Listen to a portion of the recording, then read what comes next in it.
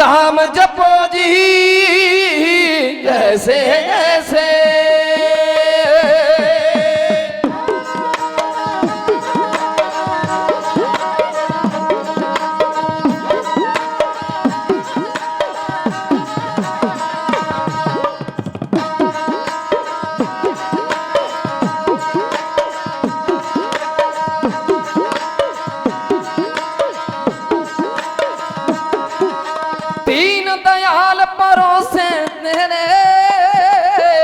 सब परिवार चढ़ाया बेड़े दीन दयाल परोसे तेरे सब परिवार चढ़ाया बेड़े ध्रुव प्रहलाद जपियो हर जैसे राम जपो जी ऐसे ऐसे राम जपो जी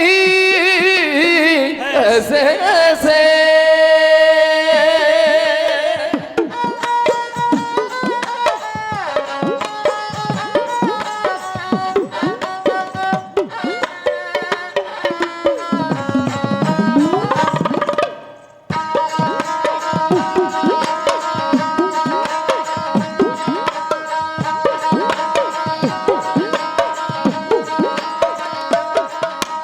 जात सुपावे ता हुक्म मनावे इस बेड़े को पार लंघावे जात सुपावे ता हुक्म मनावे इस बेड़े को पार लंघावे जात सुपावे ता हुक्म मनावे इस बेड़े को पार लंघावे जात सुपावे ता हुक्म मनावे इस बेड़े को पार लंघावे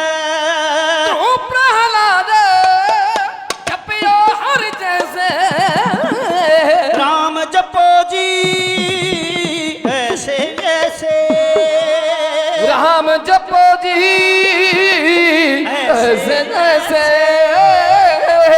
ऐसे ऐसे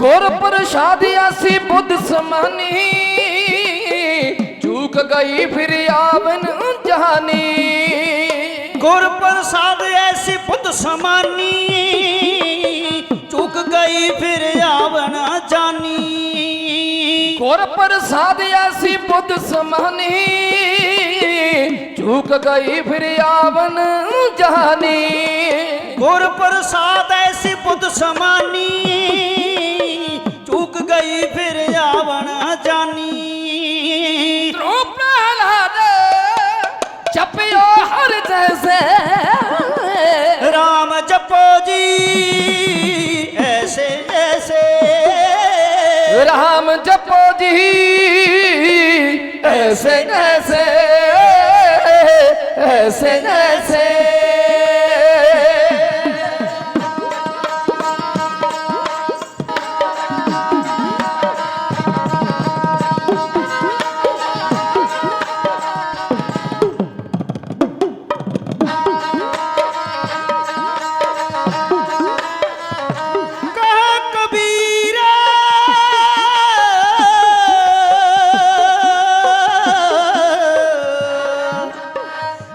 कबीर भज सारग पानी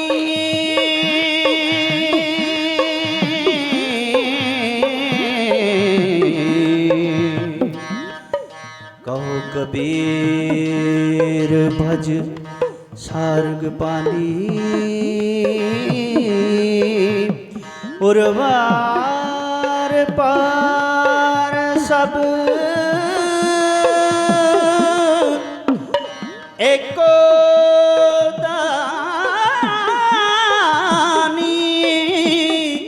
उर्वार पार सब एको दानी कहो कबीर भज सारग पानी और वार पार सब एको धानी। कहो कबीर पज सारग पानी, और बार पार सब एको दानी। ओ प्रहलाद जपियो हर जैसे, राम जपो जी ऐसे ऐसे। राम जपो जी ऐसे ऐसे। राम जपो जी ऐसे ऐसे। राम जपो जी ऐसे ऐसे। राम जपो जी ऐसे ऐसे। ऐसे ऐसे। वाहेगुरु वाहिगुरु। हजूर अनवर सरवरे कायनात वालिए दो जहान, चवर छतर तख्त दे मालक ਸਾਹਿਬ ਸਤਿਗੁਰੂ ਧੰਨ ਧੰਨ ਸ਼੍ਰੀ ਗੁਰੂ ਗ੍ਰੰਥ ਸਾਹਿਬ ਜੀ ਮਹਾਰਾਜ ਜੀ ਦੀ ਪਾਵਨ ਪਵਿੱਤਰ ਮੁਕੱਦਸ ਹਜ਼ੂਰੀ ਦੇ ਅੰਦਰ ਸਵੇਰ ਤੋਂ ਜੁੜ ਬੈਠੇ ਗੁਰੂ ਪਿਆਰੇ ਸਤਸੰਗੀ ਜਨੋ, ਜਿੱਥੇ ਆਪ ਜੀ ਸਰੀਰ ਕਰਕੇ ਤਨ ਦੀ ਹਾਜ਼ਰੀ ਲਗਵਾ ਰਹੇ ਹੋ, ਮਾਇਆ ਭੇਂਟ ਕਰਕੇ ਧਨ ਦੀ ਹਾਜ਼ਰੀ ਲਗਵਾ ਰਹੇ ਹੋ, ਹਾਜ਼ਰੀ ਤੇ ਆਪ ਜੀ ਸੁਰਤ ਕਰਕੇ ਵੀ ਲਗਵਾ ਰਹੇ ਹੋ, ਪਰ ਇਹ ਦੁਨੀਆ ਦਾ ਅਸੂਲ ਹੈ, ਦੀਵਾਨਾਂ ਦਾ ਇਹ ਅਸੂਲ ਹੁੰਦਾ ਹੈ। ਜਦੋਂ ਵੀ ਜਥਾ ਬਦਲਦਾ ਹੈ, ਕੋਈ ਦੂਜਾ ਜਥਾ ਲੱਗਦਾ ਹੈ, ਸੁਰਤ ਸਾਡੀ ਜ਼ਰੂਰ ਟੁੱਟ ਜਾਂਦੀ ਹੈ, ਕਿਉਂਕਿ ਸੁਰਤ ਨੂੰ ਟੁੱਟਣ ਲਈ ਪਲਕ ਝਪਕਣ ਤੋਂ ਘੱਟ ਸਮਾਂ ਲੱਗਦਾ ਹੈ। ਸੋ ਆਓ ਆਪਣੀ ਸੁਰਤ ਨੂੰ ਇਕਾਗਰ ਕਰਦਿਆਂ ਹੋਇਆਂ, ਆਪਣੇ ਮਨ ਦੀ ਹਾਜ਼ਰੀ ਲਗਵਾਉਂਦਿਆਂ ਹੋਇਆਂ, ਦੋਵੇਂ ਹੱਥ ਜੋੜ ਕੇ ਬੜੇ ਹੀ ਅਦਬ ਅਤੇ ਪਿਆਰ ਦੇ ਸਹਿ ਸੀਸ ਝੁਕਾ ਕੇ ਆਖੋ ਜੀ ਵਾਹਿਗੁਰੂ ਜੀ ਕਾ ਖਾਲਸਾ, ਵਾਹਿਗੁਰੂ ਜੀ ਕੀ ਫਤਿਹ। ਬਾਬਾਣੀਆਂ ਕਹਾਣੀਆਂ ਪੁੱਤ ਸਪੁੱਤ ਕਰੇ।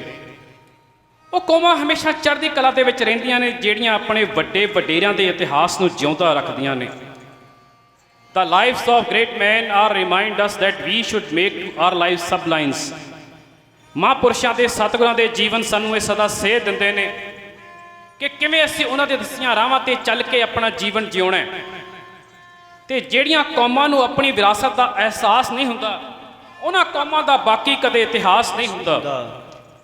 ਵਧਾਈ ਦੇ ਪਾਤਰ ਨੇ ਸਾਡੇ ਨਗਰ ਦੇ ਨੌਜਵਾਨ। ਸਾਡੇ ਨਗਰ ਦੇ ਵਿੱਚ ਮੈਂ ਸੰਗਤ ਦੀ ਜਾਣਕਾਰੀ ਲਈ ਦੱਸਦਾ ਚੱਲਾਂ, ਦੋ ਸੰਸਥਾਵਾਂ ਬਣੀਆਂ ਨੇ, ਉਹ ਦੋਵੇਂ ਇੱਕੋ ਸਿੱਕੇ ਦੇ ਦੋ ਪਹਿਲੂ ਨੇ। ਇੱਕ ਹੈ ਸ਼੍ਰੀ ਗੁਰੂ ਤੇਗ ਬਹਾਦਰ ਸੇਵਾ ਸੁਸਾਇਟੀ ਤੇ ਦੂਜਾ ਹੈ ਭਗਤ ਕਬੀਰ ਸਪੋਰਟਸ ਕਲੱਬ। ਇਹ ਦੋਵੇਂ ਜੋ ਸੰਸਥਾਵਾਂ ਨੇ ਇੱਕੋ ਸਿੱਕੇ ਦੇ ਦੋ ਪਹਿਲੂ ਨੇ। ਨੌਜਵਾਨ ਇਕੱਠੇ ਹੋ ਕੇ ਸਾਰੇ ਕਾਰਜ ਕਰਦੇ ਨੇ। ਇਹਨਾਂ ਸਾਰੇ ਨੌਜਵਾਨਾਂ ਵੱਲੋਂ ਇਕੱਤਰ ਹੋ ਕੇ ਪੁਰਾਤਨ ਚੱਲੀ ਆ ਰਹੀ ਮਰਿਆਦਾ ਤੇ ਗੁਰਮਤ ਮਰਿਆਦਾ ਦੇ ਅਨੁਕੂਲ ਉਸੇ ਪਰੰਪਰਾ ਨੂੰ ਚੱਲਦੇ ਰੱਖਦੇ ਹੋਏ ਗੁਰੂ ਘਰ ਵਿਖੇ ਸ਼੍ਰੋਮਣੀ ਭਗਤ ਕਬੀਰ ਜੀ ਦਾ ਪ੍ਰਕਾਸ਼ ਦਿਹਾੜਾ ਕਾਰ ਸੇਵਾ ਵਾਲੇ ਮਹਾਂਪੁਰਸ਼ਾਂ ਦੇ ਸਹਿਯੋਗ ਦੇ ਨਾਲ ਬੜੀ ਚੜ੍ਹਦੀ ਕਲਾ ਦੇ ਨਾਲ ਮਨਾਇਆ ਜਾ ਰਿਹਾ। ਤੇ ਮੈਂ ਇਹਨਾਂ ਦੋਵਾਂ ਸੰਸਥਾਵਾਂ ਦਾ ਮੈਂਬਰ ਹੋਣ ਦੇ ਨਾਤੇ ਮਹਿਸੂਸ ਕਰਦਾ ਕਿ ਜਦੋਂ ਅਸੀਂ ਨਗਰ ਦਾ ਗੇੜਾ ਦੇ ਰਹੇ ਸੀ, ਸੰਗਤਾਂ ਨੂੰ ਘਰੇ ਘਰੇ ਜਾ ਕੇ ਸੱਦਾ ਪੱਤਰ ਦੇ ਰਹੇ ਸਾਂ, ਜਿੰਨਾ ਭਰਮਾ ਹੁੰਗਾਰਾ ਸਾਨੂੰ ਸੰਗਤਾਂ ਨੇ ਬਖਸ਼ਿਸ਼ ਕੀਤਾ, ਜਿੱਥੇ ਸਾਨੂੰ ਭਰਮਾ ਹੁੰਗਾਰਾ ਬਖਸ਼ਿਸ਼ ਕੀਤਾ, ਉੱਥੇ ਮਾਇਆ ਪੱਖੋਂ ਵੀ ਭਰਮਾ ਹੁੰਗਾਰਾ ਦਿੱਤਾ। ਮੈਂ ਇਸ ਪੱਖੋਂ ਆਪਣੀਆਂ ਦੋਵੇਂ ਸੰਸਥਾਵਾਂ ਵੱਲੋਂ ਸਮੁੱਚੇ ਨਗਰ ਨਿਵਾਸੀਆਂ ਤੇ ਇਲਾਕਾ ਨਿਵਾਸੀਆਂ ਦਾ ਧੰਨਵਾਦ ਕਰਦਾ ਹਾਂ। ਦੂਸਰਾ ਸੰਗਤ ਦਾ ਧੰਨਵਾਦ ਇਸ ਲਈ ਕਿ ਜਿਵੇਂ ਮੈਂ ਪਹਿਲਾਂ ਜ਼ਿਕਰ ਕੀਤਾ ਕਿ ਜਦੋਂ ਜਥਾ ਬਦਲਦਾ ਹੈ ਤਾਂ ਸੰਗਤ ਦੇ ਵਿੱਚ ਹਲਚਲ ਹੋਣੀ ਸੁਭਾਵਿਕ ਹੈ। ਮੈਂ ਕਰੀਬਨ 1.5 ਸਾਲ ਤੋਂ ਸਟੇਜਾਂ ਦੇ ਸਤਿਗੁਰਾਂ ਦੇ ਚਰਨਾਂ ਵਿੱਚ ਸੇਵਾ ਕਰ ਰਿਹਾ। ਮੈਂ ਇਹ ਦੇਖਦਾ ਅਕਸਰ ਕਿ ਜਦੋਂ ਵੀ ਜਥਾ ਬਦਲਦਾ ਹੈ ਸੰਗਤ ਉੱਠਣਾ ਸ਼ੁਰੂ ਹੋ ਜਾਂਦੀ ਹੈ ਜਾਂ ਨਵੀਂ ਸੰਗਤ ਆ ਜਾਂਦੀ ਹੈ। ਪਰ ਤੁਸੀਂ ਵਧਾਈ ਦੇ ਪਾਤਰ ਹੋ। ਮੇਰੀ ਕੌਮ ਦੇ ਮਹਾਨ ਕਥਾਵਾਚਕ ਅਤੀ ਸਨਮਾਨਯੋਗ ਭਾਈ ਸਰਬਜੀਤ ਸਿੰਘ ਜੀ ਲੁਧਿਆਣੇ ਵਾਲੇ ਆਪ ਜੀ ਨੂੰ ਸਤਿਗੁਰਾਂ ਦੀ ਮਹਿਮਾ, ਭਗਤ ਕਬੀਰ ਜੀ ਦੀ ਮਹਿਮਾ ਦੇ ਬਾਰੇ ਜਾਣੂ ਕਰਵਾ ਰਹੇ ਸਨ। ਆਪ ਜੀ ਨੇ ਉਸ ਇਕਾਗਰਤਾ ਨੂੰ ਜਾਰੀ ਰੱਖਿਆ। ਗੁਰੂ ਪਿਆਰੇ ਖਾਲਸਾ ਜੀ, ਸ਼੍ਰੋਮਣੀ ਭਗਤ ਕਬੀਰ ਜੀ ਜਿਨ੍ਹਾਂ ਦੇ 541 ਸ਼ਬਦ ਧੰਨ ਸ਼੍ਰੀ ਗੁਰੂ ਗ੍ਰੰਥ ਸਾਹਿਬ ਮਹਾਰਾਜ ਦੇ ਵਿੱਚ ਅੰਕਿਤ ਨੇ, ਤੇ ਇਹ ਸਾਰੀ ਬਾਣੀ 17 ਰਾਗਾਂ ਦੇ ਵਿੱਚ ਅੰਕਿਤ ਹੈ। ਕਿਸੇ ਸੱਜਣ ਨੇ ਕੋਈ ਇੱਕ ਰਾਗ ਸਿੱਖਣਾ ਹੋਵੇ ਤਾਂ ਸਾਰੀ ਉਮਰ ਲੰਘ ਜਾਂਦੀ ਹੈ, ਪਰ ਧੰਨ ਸਤਿਗੁਰੂ ਕਬੀਰ ਮਹਾਰਾਜ, ਉਹਨਾਂ ਦਾ ਜਿਹੜਾ ਜੀਵਨ ਹੈ, ਨਾ ਤਾਂ ਉਹਨਾਂ ਨੂੰ ਚੰਗੀ ਕੋਈ ਸਿੱਖਿਆ ਮਿਲੀ ਤੇ ਨਾ ਹੀ ਚੰਗਾ ਪਰਿਵਾਰਕ ਮਾਹੌਲ ਮਿਲ ਸਕਿਆ। ਪਰ ਮੈਂ ਉਹਨਾਂ ਦੇ ਜੀਵਨ ਤੋਂ ਬਲਿਹਾਰ ਜਾਂਦਾ ਹਾਂ ਕਿ 17 ਰਾਗਾਂ ਦੇ ਵਿੱਚ ਉਹਨਾਂ ਨੇ ਬਾਣੀ ਨੂੰ ਦਰਜ ਕਰਵਾਇਆ। ਗੁਰੂ ਪਿਆਰੇ ਖਾਲਸਾ ਜੀ, ਸ਼ੁਰੂਆਤ ਦੇ ਵਿੱਚ ਆਪ ਜੀ ਢਾਡੀ ਜਥੇ ਪਾਸੋਂ ਸ਼੍ਰੋਮਣੀ ਭਗਤ ਕਬੀਰ ਜੀ ਦੁਆਰਾ ਗੌੜੀ ਰਾਗ ਦੇ ਵਿੱਚ ਉਚਾਰਨ ਕੀਤਾ ਹੋਇਆ ਸ਼ਬਦ ਸਰਵਣ ਕਰ ਰਹੇ ਸੀ। ਕਿਸੇ ਜਗਿਆਸੂ ਨੇ ਭਗਤ ਕਬੀਰ ਜੀ ਨੂੰ ਸਵਾਲ ਕੀਤਾ ਕਿ ਨਾਮ ਕਿਵੇਂ ਜਪਿਆ ਜਾਵੇ। ਅੱਜ ਵੀ ਸਾਡਾ ਇਹ ਸਵਾਲ ਹੁੰਦਾ ਹੈ ਕਿ ਅਸੀਂ ਜਦੋਂ ਨਾਮ ਬਾਣੀ ਪੜ੍ਹਦੇ ਹਾਂ, ਨਿਤਨੇਮ ਕਰਦੇ ਹਾਂ, ਸਾਡਾ ਧਿਆਨ ਭਟਕ ਜਾਂਦਾ ਹੈ। ਕਿਸੇ ਸੱਜਣ ਨੇ ਸਵਾਲ ਕੀਤਾ ਕਿ ਜਦੋਂ ਬਾਣੀ ਪੜ੍ਹਦੇ ਹਾਂ ਧਿਆਨ ਭਟਕ ਜਾਵੇ, ਕੀ ਐਸੀ ਪੜ੍ਹੀ ਹੋਈ ਬਾਣੀ ਪ੍ਰਵਾਨ ਹੈ? ਤਾਂ ਮਹਾਂਪੁਰਖ ਜਵਾਬ ਦਿੰਦੇ ਹੋਏ ਕਹਿੰਦੇ ਨੇ, ਉਦਾਹਰਨ ਦਿੰਦੇ ਨੇ, ਜਿਵੇਂ ਅਸੀਂ ਜ਼ਿਮੀਂਦਾਰ ਲੋਕ ਖੇਤਾਂ ਦੇ ਵਿੱਚ ਬੀਜ ਬੀਜਦੇ ਹਾਂ, ਅਸੀਂ ਕਦੇ ਵੀ ਬੀਜ ਨੂੰ ਪੁੱਠਾ ਜਾਂ ਸਿੱਧਾ ਦੇਖ ਕੇ ਨਹੀਂ ਬੀਜਦੇ, ਆਮ ਤੌਰ ਤੇ ਛਿੱਟਾ ਮਾਰ ਦਿੰਦੇ ਹਾਂ। ਪਰ ਜਦੋਂ ਬੀਜ ਧਰਤੀ ਦੇ ਅੰਦਰ ਚਲਿਆ ਜਾਂਦਾ ਹੈ, ਫਿਰ ਭਾਵੇਂ ਉਹ ਟੇਢਾ ਹੋਵੇ ਭਾਵੇਂ ਸਿੱਧਾ ਹੋਵੇ, ਉਹ ਕਿਵੇਂ ਨਾ ਕਿਵੇਂ ਧਰਤੀ ਦੀ ਹਿੱਕ ਚੀਰ ਕੇ ਜਨਮ ਲੈ ਹੀ ਲੈਂਦਾ ਹੈ। ਸੋ ਇਸ ਤਰ੍ਹਾਂ ਗੁਰਬਾਣੀ ਦਾ ਬੋਲਿਆ ਕੱਲਾ ਕੱਲਾ ਸ਼ਬਦ ਜ਼ਰੂਰ ਅਸਰ ਕਰਦਾ ਹੈ। ਕਿਸੇ ਜਿਗਿਆਸੂ ਨੇ ਸਵਾਲ ਕੀਤਾ ਕਿ ਨਾਮ ਕਿਵੇਂ ਜਪਿਆ ਜਾਵੇ। ਭਗਤ ਕਬੀਰ ਜੀ ਫਰਮਾਉਂਦੇ ਨੇ ਗੌੜੀ ਰਾਗ ਦੇ ਅੰਦਰ, ਰਾਮ ਜਪੋ ਜੀ ਐਸੇ ਐਸੇ, ਧਰੂ ਪ੍ਰਹਿਲਾਦ ਜਪਿਓ ਹਰ ਜੈਸੇ। ਬਾਲਪਣ ਦੀ ਉਦਾਹਰਨ ਦਿੰਦੇ ਨੇ ਕਿ ਸਤਿਗੁਰੂ ਦਾ ਨਾਮ ਇਸ ਤਰ੍ਹਾਂ ਜਪਣਾ ਚਾਹੀਦਾ ਜਿਵੇਂ ਜਪਿਆ ਕਦੇ ਧਰੂ ਨੇ। ਸਜੇ ਹੋਏ ਦਰਬਾਰ ਦੇ ਵਿੱਚ ਆਪਣੇ ਰਾਜਾ ਪਿਤਾ ਦੀ ਗੋਦ ਦੇ ਵਿੱਚ ਬੈਠਾ ਹੋਇਆ, ਮਤਰੇਈ ਮਾਂ ਆਉਂਦੀ ਹੈ, ਆਪਣੇ ਮਤਰੇਏ ਪੁੱਤਰ ਧਰੂ ਨੂੰ ਉਹਦੇ ਪਿਓ ਦੀ ਗੋਦ ਵਿੱਚੋਂ ਉਠਾ ਕੇ ਖੜਾ ਕਰ ਦਿੰਦੀ ਹੈ। ਧਰੂ ਆਪਣੀ ਮਾਤਾ ਨੂੰ ਸਵਾਲ ਕਰਦੇ, ਮਾਂ ਕੀ ਮੈਂ ਰਾਜੇ ਦਾ ਪੁੱਤਰ ਨਹੀਂ? ਕੀ ਮੈਂ ਤੇਰਾ ਪੁੱਤਰ ਨਹੀਂ? ਮੈਨੂੰ ਇਸ ਰਾਜ ਭਾਗ ਦੀ ਗੱਦੀ ਤੋਂ ਕਿਉਂ ਲਾਂਭੇ ਕਰ ਦਿੱਤਾ ਗਿਆ? ਮਾਂ ਨੇ ਸਮਝਾਉਣਾ ਕੀਤਾ, ਪੁੱਤਰਾ ਹੁਣ ਇਹ ਜਿਹੜੀ ਰਾਣੀ ਨਵੀਂ ਆਈ ਹੈ, ਇਹ ਪਹਿਲੇ ਦਰਜੇ ਦੀ ਰਾਣੀ ਬਣ ਗਈ ਹੈ ਤੇ ਮੈਂ ਦੂਜੇ ਦਰਜੇ ਦੀ ਰਾਣੀ ਹੋ ਗਈ ਹਾਂ। ਹੁਣ ਜਿਹੜਾ ਰਾਜ ਭਾਗ ਦਾ ਅਸਲੀ ਵਾਰਸ ਹੋਵੇਗਾ ਇਸ ਰਾਣੀ ਦਾ ਪੁੱਤਰ ਹੋਵੇਗਾ। ਮਾਂ ਐਸਾ ਕੀ ਕੀਤਾ ਜਾਵੇ ਜਿਸ ਨਾਲ ਇਹ ਰਾਜ ਭਾਗ ਪ੍ਰਾਪਤ ਕੀਤਾ ਜਾ ਸਕਦਾ ਹੈ? ਹੁਣ ਉਹ ਕੋਈ ਦੁਨਿਆਵੀ ਆਮ ਮਾਂ ਨਹੀਂ ਸੀ। ਉਹਨੇ ਆਪਣੇ ਪੁੱਤਰ ਨੂੰ ਗਲਤ ਗਾਈਡ ਨਹੀਂ ਕੀਤਾ ਕਿ ਤੂੰ ਵੱਡਾ ਹੋ ਕੇ ਆਪਣੇ ਭਰਾ ਨਾਲ ਜੰਗ ਲੜੀ, ਜੰਗ ਵਿੱਚ ਉਸ ਨੂੰ ਹਰਾ ਦੇਵੀਂ ਜਾਂ ਮਾਰ ਦੇਵੀਂ ਤਾਂ ਤੂੰ ਰਾਜ ਭਾਗ ਤੇ ਕਬਜ਼ਾ ਕਰ ਸਕਦਾ ਹੈ। ਉਸ ਮਾਂ ਨੇ ਆਖਿਆ, ਪੁੱਤਰਾ ਜੇ ਤੂੰ ਸੱਚਮੁੱਚ ਰਾਜ ਭਾਗ ਨੂੰ ਪ੍ਰਾਪਤ ਕਰਨਾ ਚਾਹੁੰਦਾ ਨਾ ਤਾਂ ਉਸ ਅੱਲਾਹ ਤਾਲਾ ਨੂੰ, ਉਸ ਰਾਮ ਨੂੰ, ਭਗਵਾਨ ਨੂੰ ਧਿਆਨਾ ਕਰ। ਕਹਿੰਦੇ ਨੇ ਮਾਤਾ ਦਾ ਹੁਕਮ ਮੰਨ ਕੇ ਧਰੂ ਭਗਤ ਨੇ ਜੰਗਲ ਦੇ ਵਿੱਚ ਜਾ ਕੇ ਐਸੀ ਭਗਤੀ ਕੀਤੀ ਕਿ ਰੱਬ ਦਾ ਹੀ ਰੂਪ ਹੋ ਗਿਆ। ਦੂਸਰੀ ਉਦਾਹਰਨ ਦਿੰਦੇ ਨੇ ਭਗਤ ਪ੍ਰਹਿਲਾਦ ਦੀ। ਇਤਿਹਾਸ ਆਪ ਜੀ ਜਾਣਦੇ ਹੋ। ਪਿਤਾ ਕਹਿੰਦਾ ਸੀ, ਬੋਲ ਜਲੇ ਹਰਨਾਕਸ਼ ਥਲੇ ਹਰਨਾਕਸ਼, ਪਰ ਪ੍ਰਹਿਲਾਦ ਦਾ ਇੱਕੋ ਨਾਰਾ ਸੀ, ਜਲੇ ਹੈ ਰਾਮ ਥਲੇ ਹੈ ਰਾਮ। ਆਪਣੇ ਪ੍ਰਭੂ ਦੇ ਉੱਤੇ ਦ੍ਰਿੜ ਨਿਸ਼ਚਾ ਸੀ, ਇਸੇ ਲਈ ਉਸ ਭਗਵਾਨ ਨੇ ਆਪਣੇ ਭਗਤ ਦੀ ਸਮੇਂ-ਸਮੇਂ ਤੇ ਰੱਖਿਆ ਕੀਤੀ ਹੈ। ਜਿਵੇਂ ਇਹਨਾਂ ਦੋਵੇਂ ਬੱਚਿਆਂ ਨੇ ਬਾਲਪਣ ਦੇ ਵਿੱਚ ਉਸ ਦਾਤੇ ਨੂੰ ਸਿਮਰਿਆ, ਸਾਨੂੰ ਇਸੇ ਤਰ੍ਹਾਂ ਬਿਨਾਂ ਕਿਸੇ ਡਰ ਭੈ ਤੋਂ ਉਸ ਦਾਤੇ ਨੂੰ ਧਿਆਉਣਾ ਚਾਹੀਦਾ। ਜਿਹੜੀ ਅਗਲੀ ਪੰਕਤੀ ਹੈ ਥੋੜਾ ਜ਼ਿਆਦਾ ਧਿਆਨ ਮੰਗਦੀ ਹੈ। ਦੀਨ ਦਿਆਲ ਭਰੋਸੇ ਤੇਰੇ ਸਭ ਪਰਿਵਾਰ ਚੜਾਇਆ ਬੇੜੇ। ਇੱਥੇ ਕਿਹੜੇ ਪਰਿਵਾਰ ਦੀ ਗੱਲ ਹੁੰਦੀ ਹੈ? ਆਮ ਤੌਰ ਤੇ ਅਸੀਂ ਭੁਲੇਖਾ ਖਾ ਜਾਂਦੇ ਹਾਂ ਕਿ ਇੱਥੇ ਸਾਡੇ ਆਮ ਪਰਿਵਾਰ, ਧੀਆਂ ਭੈਣਾਂ ਪੁੱਤਰ ਜਾਂ ਚਾਚੇ ਤਾਏ ਦੀ ਗੱਲ ਹੋ ਰਹੀ ਹੈ। ਉਦਾਹਰਨ ਦੇ ਤੌਰ ਤੇ ਗੁਰੂ ਗੋਬਿੰਦ ਸਿੰਘ ਜੀ ਮਹਾਰਾਜ ਚੁਪਈ ਸਾਹਿਬ ਦੇ ਵਿੱਚ ਫਰਮਾਉਂਦੇ ਨੇ, ਸੁਖੀ ਬਸੈ ਮੋਰੋ ਪਰਿਵਾਰਾ, ਸੇਵਕ ਸਿੱਖ ਸਭੈ ਕਰਤਾਰਾ। ਉਹ ਕਿਹੜੇ ਪਰਿਵਾਰ ਦੀ ਗੱਲ ਕਰ ਰਹੇ ਨੇ? ਪਰਿਵਾਰ ਤੇ ਪਹਿਲਾਂ ਹੀ ਖੇਰੂ ਖੇਰੂ ਹੋ ਚੁੱਕਿਆ। ਉੱਥੇ ਆਪਣੇ ਪਰਿਵਾਰ ਦੀ ਗੱਲ ਨਹੀਂ, ਉੱਥੇ ਇਸ ਪਰਿਵਾਰ ਦੀ ਗੱਲ ਹੋ ਰਹੀ ਹੈ, ਇਸ ਖਾਲਸਾ ਪੰਥ ਦੀ ਗੱਲ ਹੋ ਰਹੀ ਹੈ। ਉਸੇ ਤਰ੍ਹਾਂ ਕਬੀਰ ਸਾਹਿਬ ਜੀ ਵੀ ਇੱਥੇ ਕਿਹੜੇ ਪਰਿਵਾਰ ਦੀ ਗੱਲ ਕਰਦੇ ਨੇ? ਉਹ ਅੰਕਿਤ ਕਰਦੇ ਨੇ ਕਿ ਉਹਨਾਂ ਦੇ ਪਰਿਵਾਰ ਤੋਂ ਭਾਵ ਹੈ ਗਿਆਨ ਇੰਦਰੀ, ਅੱਖ, ਨੱਕ, ਕੰਨ। ਫਰਮਾਉਂਦੇ ਨੇ, ਹੇ ਸੱਚੇ ਪਾਤਸ਼ਾਹ, ਮੈਂ ਆਪਣੇ ਜਿੰਨੇ ਵੀ ਗਿਆਨ ਇੰਦਰੀ ਤੇਰੇ ਤੋਂ ਕੁਰਬਾਨ ਕਰਦਾ ਹਾਂ। ਨੱਕ ਨਾਲ ਮੈਂ ਚੰਗੀ ਸੁਗੰਧੀ ਪ੍ਰਾਪਤ ਕਰਾਂ, ਅੱਖਾਂ ਨਾਲ ਮੈਂ ਚੰਗਾ ਵੇਖਾਂ, ਕੰਨਾਂ ਨਾਲ ਮੈਂ ਤੇਰਾ ਹੀ ਸਿਮਰਨ ਧਿਆਵਾਂ ਤੇ ਜ਼ੁਬਾਨ ਦੇ ਨਾਲ ਮੈਂ ਤੈਨੂੰ ਹੀ ਸਿਮਰਾਂ। ਸੋ ਗੁਰੂ ਪਿਆਰੇ ਖਾਲਸਾ ਜੀ, ਇਹ ਸ਼ਬਦ ਆਪ ਜੀ ਨੇ ਸ਼ੁਰੂਆਤ ਦੇ ਵਿੱਚ ਸਰਵਣ ਕੀਤਾ ਹੈ। ਆਓ ਹੁਣ ਬਾਕੀ ਸਮੇਂ ਦੇ ਅੰਦਰ ਰਹਿੰਦਿਆਂ ਧੰਨ ਧੰਨ ਕਬੀਰ ਮਹਾਰਾਜ ਜੀ ਦੇ ਜੀਵਨ ਤੇ ਇੱਕ ਸੰਖੇਪ ਝਾਤ ਪਾਉਣ ਦਾ ਯਤਨ ਕਰੀਏ। ਉਹ ਕਿਹੜੇ ਹਾਲਾਤ ਸਨ ਜਿਨ੍ਹਾਂ ਦੇ ਵਿੱਚ ਸ਼੍ਰੋਮਣੀ ਭਗਤ ਕਬੀਰ ਜੀ ਦਾ ਆਗਮਨ ਹੁੰਦਾ ਹੈ। ਗੁਰੂ ਪਿਆਰੇ ਖਾਲਸਾ ਜੀ, ਸੰਗਤ ਦੇ ਵਿੱਚ ਸਬਾਈਮਾਨ ਅਤੀ ਸਨਮਾਨਯੋਗ ਮਹਾਂਪੁਰਖ ਬਾਬਾ ਅਵਤਾਰ ਸਿੰਘ ਜੀ ਟਿੱਬੀ ਸਾਹਿਬ ਵਾਲੇ, ਉਹ ਵੀ ਸੰਗਤ ਦੇ ਵਿੱਚ ਹਾਜ਼ਰੀ ਲਗਵਾ ਰਹੇ ਨੇ। ਮਹਾਂਪੁਰਖ ਬਾਬਾ ਹਰਦੀਪ ਸਿੰਘ ਜੀ ਗੁਰਦੁਆਰਾ ਸਤਨਾਮ ਬਾਬਾ ਰੋਪੜ ਤੋਂ, ਉਹ ਮਹਾਂਪੁਰਖ ਮੈਂ ਅਕਸਰ ਸਟੇਜ ਤੋਂ ਜ਼ਿਕਰ ਕਰਦਾ ਹੁੰਦਾ ਕਿ ਜੇਕਰ ਮੈਂ ਸਟੇਜ ਤੇ ਖੜਾ ਹੋਇਆ, ਜਿੱਥੇ ਇਸ ਜਥੇ ਦਾ ਅਹਿਮ ਯੋਗਦਾਨ ਹੈ, ਉੱਥੇ ਮਹਾਂਪੁਰਖਾਂ ਦਾ ਵੀ ਅਹਿਮ ਯੋਗਦਾਨ ਹੈ।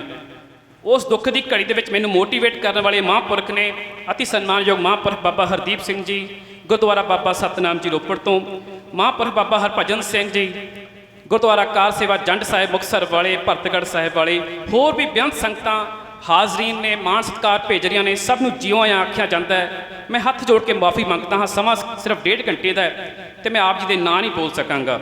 ਗੁਰੂ ਸਾਹਿਬ ਸਭ ਦੇ ਨਾਂ ਜਾਣੀ ਜਾਣ ਨੇ, ਸਭ ਨੂੰ ਚੜ੍ਹਦੀ ਕਲਾ ਬਖਸ਼ਿਸ਼ ਕਰ।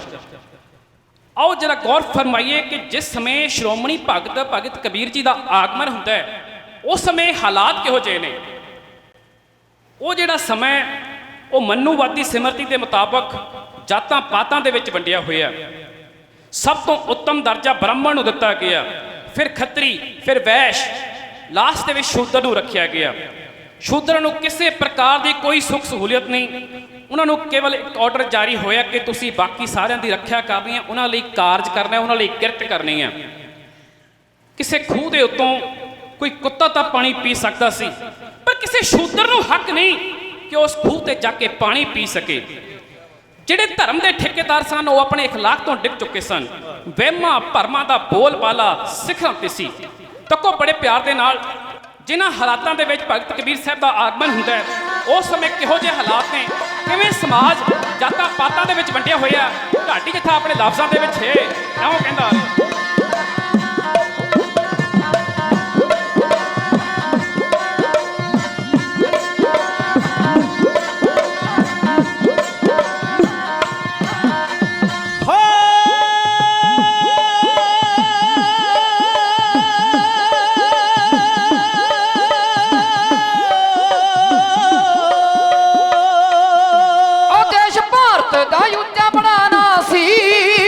ਚਰਚਾ ਤਾਂ ਇਹਦੀ ਥਾਂ ਥਾਂ ਸੀ। ਸਾਰ ਸੋਨੇ ਦੀ ਚਿੜੀ ਸੀ ਇਹਨੂੰ ਆਖਦੇ, ਨਾਲ ਕਰਦੇ ਪਿਆਰ ਵਾਂਗ ਮਾਂ ਸੀ। ਸਾਰੇ ਚੰਗੇ ਸੀ ਖਿਆਲ ਸਭ ਦਿਲੋਂ ਕੱਢਦੇ ਜੀ ਜ਼ਾਤ ਪਾਤ ਦੇ।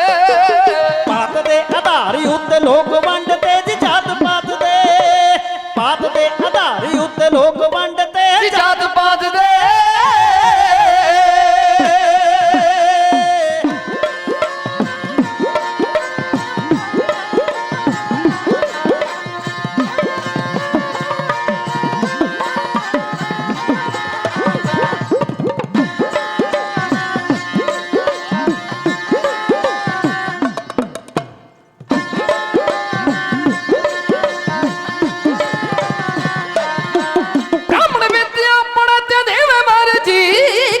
ਦੇਸ਼ ਦੀਆਂ ਬਾਹਾਂ ਨੇ ਸੱਥਰ ਜੀ।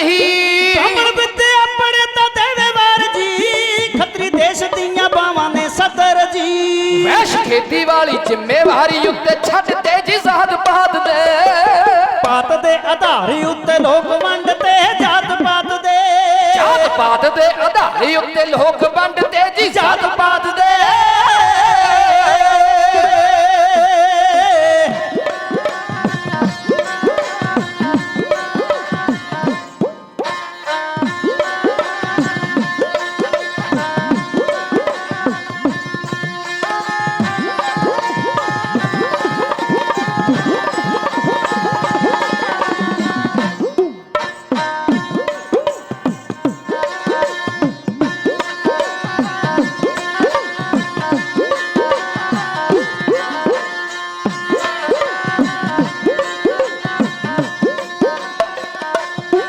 ਸ਼ੂਦਰ ਸਭ ਤੋਂ ਹੈ ਨੀਵੀਆਂ ਬਣਾ ਲਿਆ, ਕੰਮ ਨੀਵੇਂ ਸਭ ਉਹਨੂੰ ਉਲਝਾ ਲਿਆ।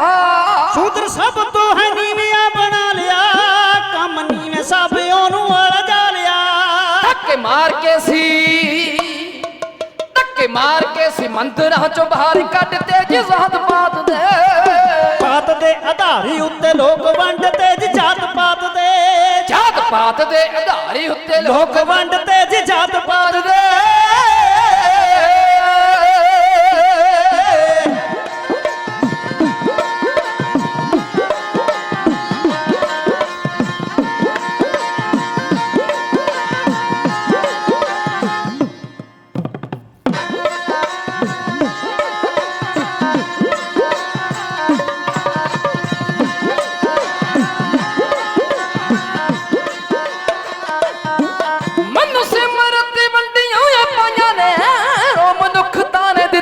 ਦੁਹਾਈਆਂ ਨੇ।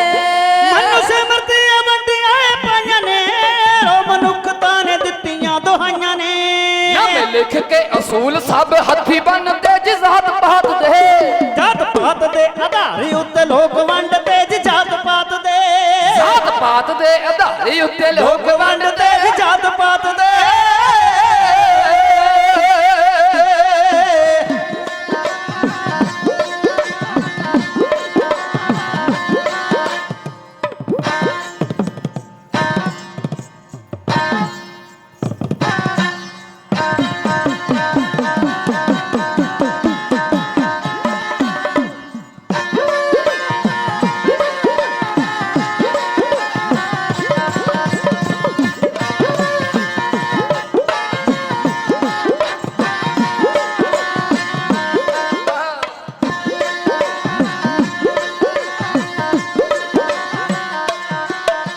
ਪ੍ਰੀਤ ਹੀਰੇ ਸੁਣ ਲੈ ਕਹਾਣੀ ਨੂੰ ਬੈਂਸ ਲਿਖ ਗਾਵੇ ਵਾਰਤਾ ਪੁਰਾਣੀ ਨੂੰ ਚੰਨ ਹੀਰੇ ਪ੍ਰੀਤ ਸੁਣ ਲੈ ਕਹਾਣੀ ਨੂੰ ਬੈਂਸ ਲਿਖ ਗਾਵੇ ਵਾਰਤਾ ਪੁਰਾਣੀ ਨੂੰ ਸੱਚੀ ਸਾਖੀ ਲਿਖ ਗਾ ਕੇ ਸੁਣਾਉਣਾ ਸੰਗ ਤੇ ਜੀ ਜਾਤ ਪਾਤ ਦੇ ਜਾਤ ਪਾਤ ਦੇ ਆਧਾਰੇ ਉੱਤੇ ਲੋਕ ਵੰਡਦੇ ਜੀ ਜਾਤ ਪਾਤ ਦੇ ਜਾਤ ਪਾਤ ਦੇ ਆਧਾਰੇ ਉੱਤੇ ਲੋਕ ਵੰਡਦੇ ਜੀ ਜਾਤ ਪਾਤ ਦੇ ਦੇਸ਼ ਭਾਰਤ ਦਾ ਉੱਚਾ ਬੜਾ ਨਾਂ ਸੀ ਹੁੰਦੀ ਚਰਚਾ ਤਾਂ ਇਹਦੀ ਥਾਂ ਥਾਂ ਸੀ ਸਾਰ ਸੋਨੇ ਦੀ ਚਿੜੀ ਸੀ ਇਹਨੂੰ ਆਖਦੇ ਨਾਲ ਕਰਦੇ ਪਿਆਰ ਮੰਗ ਮਾਸੀ ਸਾਰੇ ਚੰਗੇ ਸੀ ਖਿਆਲ ਉਹ ਦਿਲੋਂ ਕੱਢਦੇ ਜੀ ਜਾਤ ਪਾਤ ਦੇ ਜਾਤ ਪਾਤ ਦੇ ਆਧਾਰੇ ਉੱਤੇ ਲੋਕ ਵੰਡਦੇ ਜੀ ਜਾਤ ਪਾਤ ਦੇ ਜਾਤ ਪਾਤ ਦੇ ਆਧਾਰੇ ਉੱਤੇ ਲੋਕ ਵੰਡਦੇ ਜੀ ਜਾਤ ਪਾਤ ਦੇ ਜਾਤ ਪਾਤ ਦੇ ਆਧਾਰੇ ਉੱਤੇ ਲੋਕ ਵੰਡਦੇ ਵੀ ਜਾਤ ਪਾਤ ਦੇ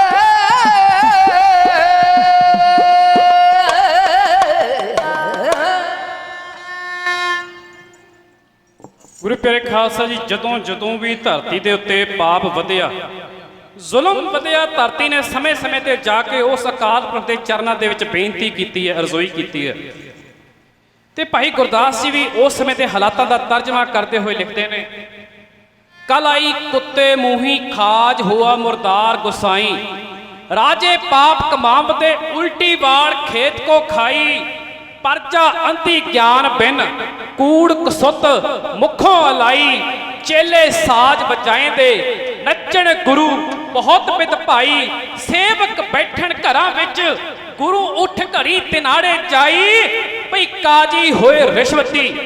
ਜਿਹੜੇ ਵਕਤ ਦੇ ਫੈਸਲਾ ਕਰਨ ਵਾਲੇ ਕਾਜੀ ਸਨ ਉਹ ਵੀ ਰਿਸ਼ਵਤ ਦਾ ਸ਼ਿਕਾਰ ਹੋ ਚੁੱਕੇ ਸਨ। ਭਈ ਕਾਜੀ ਹੋਏ ਰਿਸ਼ਵਤੀ, ਵੱਡੀ ਲੈ ਕੇ ਹੱਕ ਗਵਾਈ, ਇਸਤਰੀ ਪੁਰਖ ਹੈ ਦਾਮ ਹਿਤ, ਭਾਵੇਂ ਆਏ ਕਿਥਾਊ ਜਾਈ। ਜਿਹੜੀ ਘਰ ਦੀ ਔਰਤ ਹੁੰਦੀ ਸੀ ਉਹਨੂੰ ਕੋਈ ਫਰਕ ਨਹੀਂ ਸੀ ਪੈਂਦਾ ਕਿ ਉਹਦਾ ਪਤੀ ਜਿਹੜਾ ਪੈਸਾ ਲੈ ਕੇ ਆ ਰਿਹਾ, ਕਿੱਥੋਂ ਲੈ ਕੇ ਆ ਰਿਹਾ, ਉਹ ਚੋਰੀ ਦਾ ਧਨ ਹੈ ਜਾਂ ਹੱਕ ਦਾ ਧਨ ਹੈ, ਕੋਈ ਫਰਕ ਨਹੀਂ ਸੀ ਪੈਂਦਾ।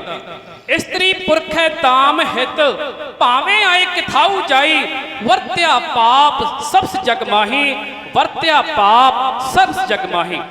ਇੱਕ ਜਾਂ ਦੋ ਜਗ੍ਹਾ ਦੀ ਗੱਲ ਨਹੀਂ, ਹਰ ਪਾਸੇ ਪਾਪ ਦਾ ਬੋਲ ਬਾਲਾ ਸੀ।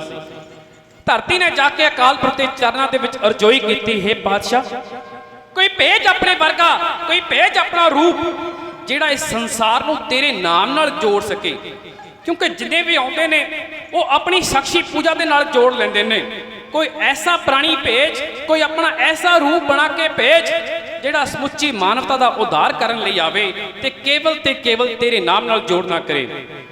ਹੁਣ ਗੁਰੂ ਪਿਆਰੇ ਖਾਲਸਾ ਜੀ, ਸ਼੍ਰੋਮਣੀ ਭਗਤ ਕਬੀਰ ਜੀ ਦੇ ਜਨਮ ਦੇ ਬਾਬਤ 3-4 ਮਤ ਸਾਹਮਣੇ ਆਉਂਦੇ ਨੇ।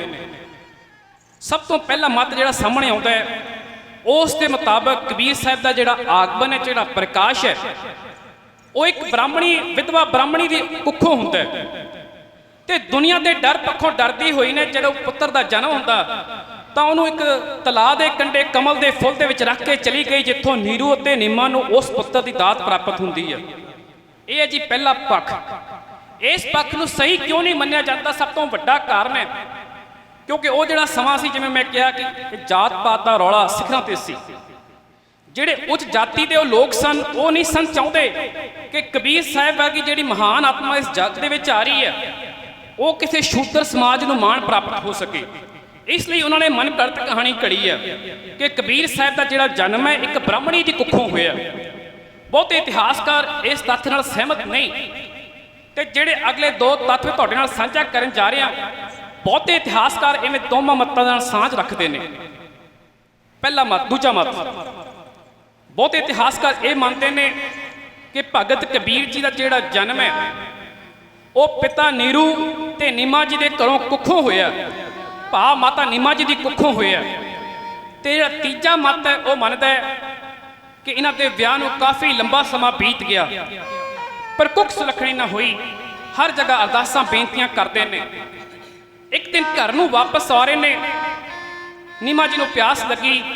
ਉਹਨਾਂ ਨੇ ਨੀਰੂ ਜੀ ਨੂੰ ਆਖਿਆ ਕਿ ਮੈਨੂੰ ਤ੍ਰੇ ਲੱਗੀ, ਮੈਂ ਪਾਣੀ ਪੀਣਾ ਚਾਹੁੰਦੀ ਹਾਂ, ਆ ਲਾਗੇ ਲਹਿਰ ਤੇ ਆਪ ਤਲਾਬ ਵਗਦਾ, ਕਿਰਪਾ ਕਰਕੇ ਮੈਨੂੰ ਆਗਿਆ ਦਿਓ ਕਿ ਮੈਂ ਇੱਥੇ ਜਾ ਕੇ ਜਲ ਛਕ ਸਕਾਂ।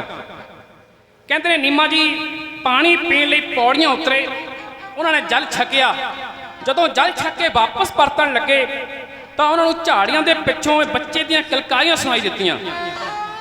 ਜਦੋਂ ਉਸ ਪਾਸੇ ਜਾ ਕੇ ਵੇਖਿਆ ਤਾਂ ਸੱਚਮੁੱਚ ਇੱਕ ਕਮਲ ਦੇ ਫੁੱਲ ਉੱਤੇ ਇੱਕ ਨਵ ਜੰਮਿਆ ਬਾਲਕ, ਜਿਸ ਦੇ ਇਰਦ ਗਿਰਦ ਪ੍ਰਕਾਸ਼ ਹੀ ਪ੍ਰਕਾਸ਼ ਸੀ, ਉਹ ਕਮਲ ਦੇ ਫੁੱਲ ਉੱਤੇ ਲੇਟਿਆ ਹੋਇਆ ਸੀ।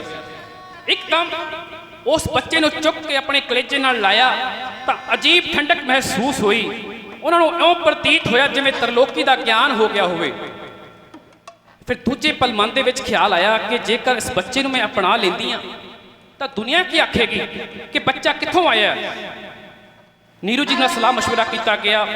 ਉਹਨਾਂ ਕਿਹਾ ਜੇ ਤੁਸੀਂ ਇਸ ਬੱਚੇ ਨੂੰ ਰੱਖਣਾ ਚਾਹੁੰਦੇ ਹੋ, ਪਾਲਣਾ ਚਾਹੁੰਦੇ ਹੋ ਤਾਂ ਦੁਨੀਆ ਦੀ ਪਰਵਾਹ ਕਰਨੀ ਛੱਡ ਦਿਓ। ਇਸੇ ਸੋਚ ਦੇ ਤਹਿਤ ਉਹ ਦੋਵੇਂ ਜੀ ਉਸ ਬੱਚੇ ਨੂੰ ਨਾਲ ਲੈ ਕੇ ਆਪਣੇ ਘਰੇ ਆ ਗਏ। ਪਿੰਡ ਵਾਲਿਆਂ ਬੜਾ ਸਵਾਗਤ ਕੀਤਾ ਪਰ ਕਈਆਂ ਨੂੰ ਆਦਤ ਹੁੰਦੀ ਹੈ ਸਵਾਲ ਕਰਨ ਦੀ। ਇੱਕ ਬੀਬੀ ਨੇ ਸਵਾਲ ਕਰ ਹੀ ਦਿੱਤਾ, ਕਹਿਣ ਲੱਗੀ ਇੰਨਾ ਸੋਹਣਾ ਬਾਲਕ ਕਿੱਥੋਂ ਤੇ ਕਿਵੇਂ ਆਇਆ।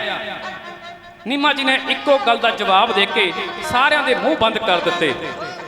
ਕਹਿੰਦੇ ਉਸ ਅਕਾਲ ਪੁਰਖ ਨੇ ਇਸ ਬੱਚੇ ਨੂੰ ਬਿਨਾਂ ਮੇਰੀ ਕੁੱਖ ਤੋਂ ਜਨਮ ਦਿੱਤਿਆਂ ਮੇਰੀ ਝੋਲੀ ਦੇ ਵਿੱਚ ਪਾਇਆ।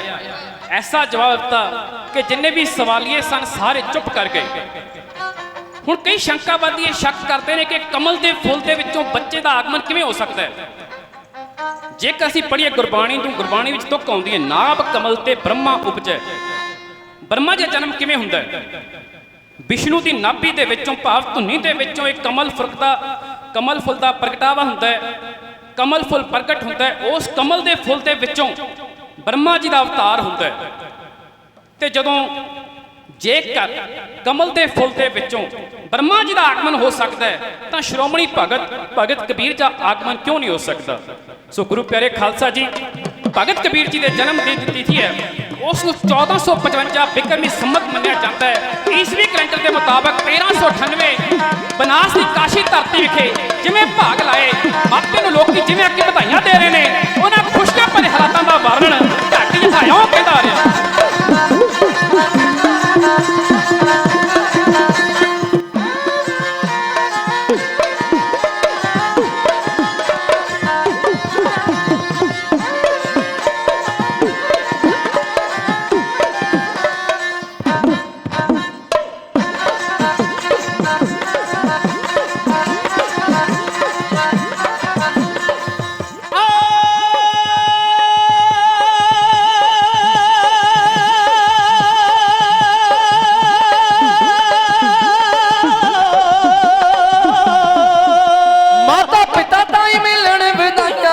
ਭਗਤ ਕਬੀਰ ਆ ਗਏ, ਮਾਤਾ ਪਿਤਾ ਤਾਈ ਮਿਲਣ ਵਧਾਈਆਂ।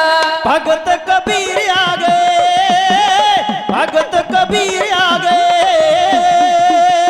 ਵਿੱਚ ਕਾਸ਼ੀ ਦੇਤਾ ਅੱਜ ਹੋਇਆ ਪ੍ਰਕਾਸ਼ ਸੀ, ਕਮਲ ਪੱਤਰ ਦੇਤਾ ਹੋ ਗਿਆ ਵਿਗਾਸ ਸੀ। ਵਿੱਚ ਕਾਸ਼ੀ ਦੇਤਾ ਅੱਜ ਹੋ ਗਿਆ ਪ੍ਰਕਾਸ਼ ਸੀ, ਕਮਲ ਪੱਤਰ ਦੇਤਾ ਹੋ ਗਿਆ ਵਿਗਾਸ ਸੀ। ਮੇਰਾ ਭਰੀਆਂ ਨੇ ਨਜ਼ਰਾਂ ਟਿਕਾਈਆਂ। ਭਗਤ ਕਬੀਰ ਆ ਗਏ, ਮਾਤਾ ਪਿਤਾ ਤਾਈ ਮਿਲਣ ਵਧਾਈਆਂ। ਜੀ ਭਗਤ ਕਬੀਰ ਆ ਗਏ, ਭਗਤ ਕਬੀਰ ਆ ਗਏ।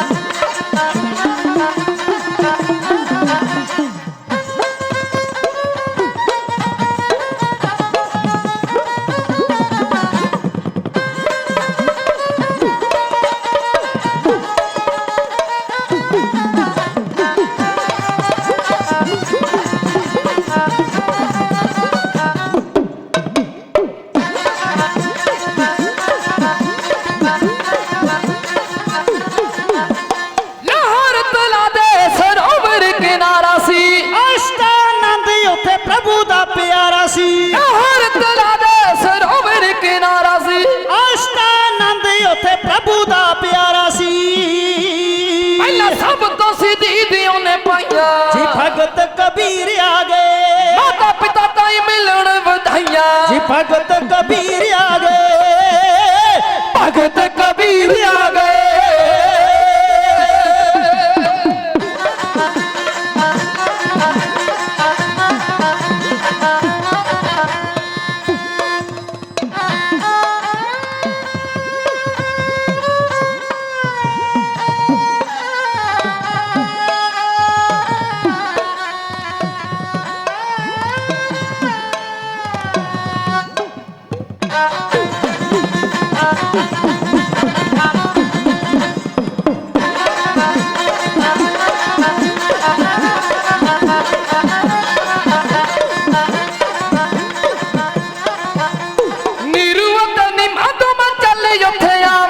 ਲੱਗੀ ਐ ਪਿਆਸ ਜਦ ਛਕਣਾ ਹੈ ਚਾਂਵਦੇ ਲੱਗੀ ਐ ਪਿਆਸ ਜਦ ਛਕਣਾ ਹੈ ਚਾਂਵਦੇ ਬਾਲਕ ਨੂੰ ਸੱਦਣਾ ਤੇ ਹਾਈਆਂ ਜੀ ਭਗਤ ਕਬੀਰ ਆ ਗਏ ਮਾਤਾ ਪਿਤਾ ਤਾਈ ਮਿਲਣ ਵਧਾਈਆਂ ਜੀ ਭਗਤ ਕਬੀਰ ਆ ਗਏ ਭਗਤ ਕਬੀਰ ਆ ਗਏ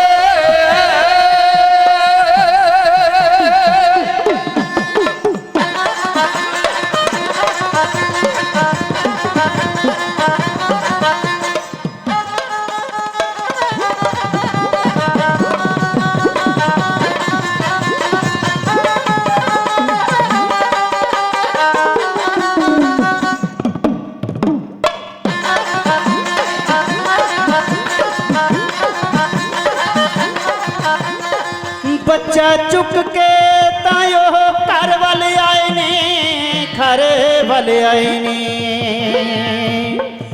ਸੋਹਣੇ ਬਾਲ ਤਾਈ ਉਹ ਸੋਹਣੇ ਬਾਲ ਤਾਈ ਉਹ ਸੀਨੇ ਨਾਲ ਲਾਏ ਨੇ ਸੋਹਣੇ ਬਾਲ ਤਾਈ ਉਹ ਸੀਨੇ ਨਾਲ ਲਾਏ ਨੇ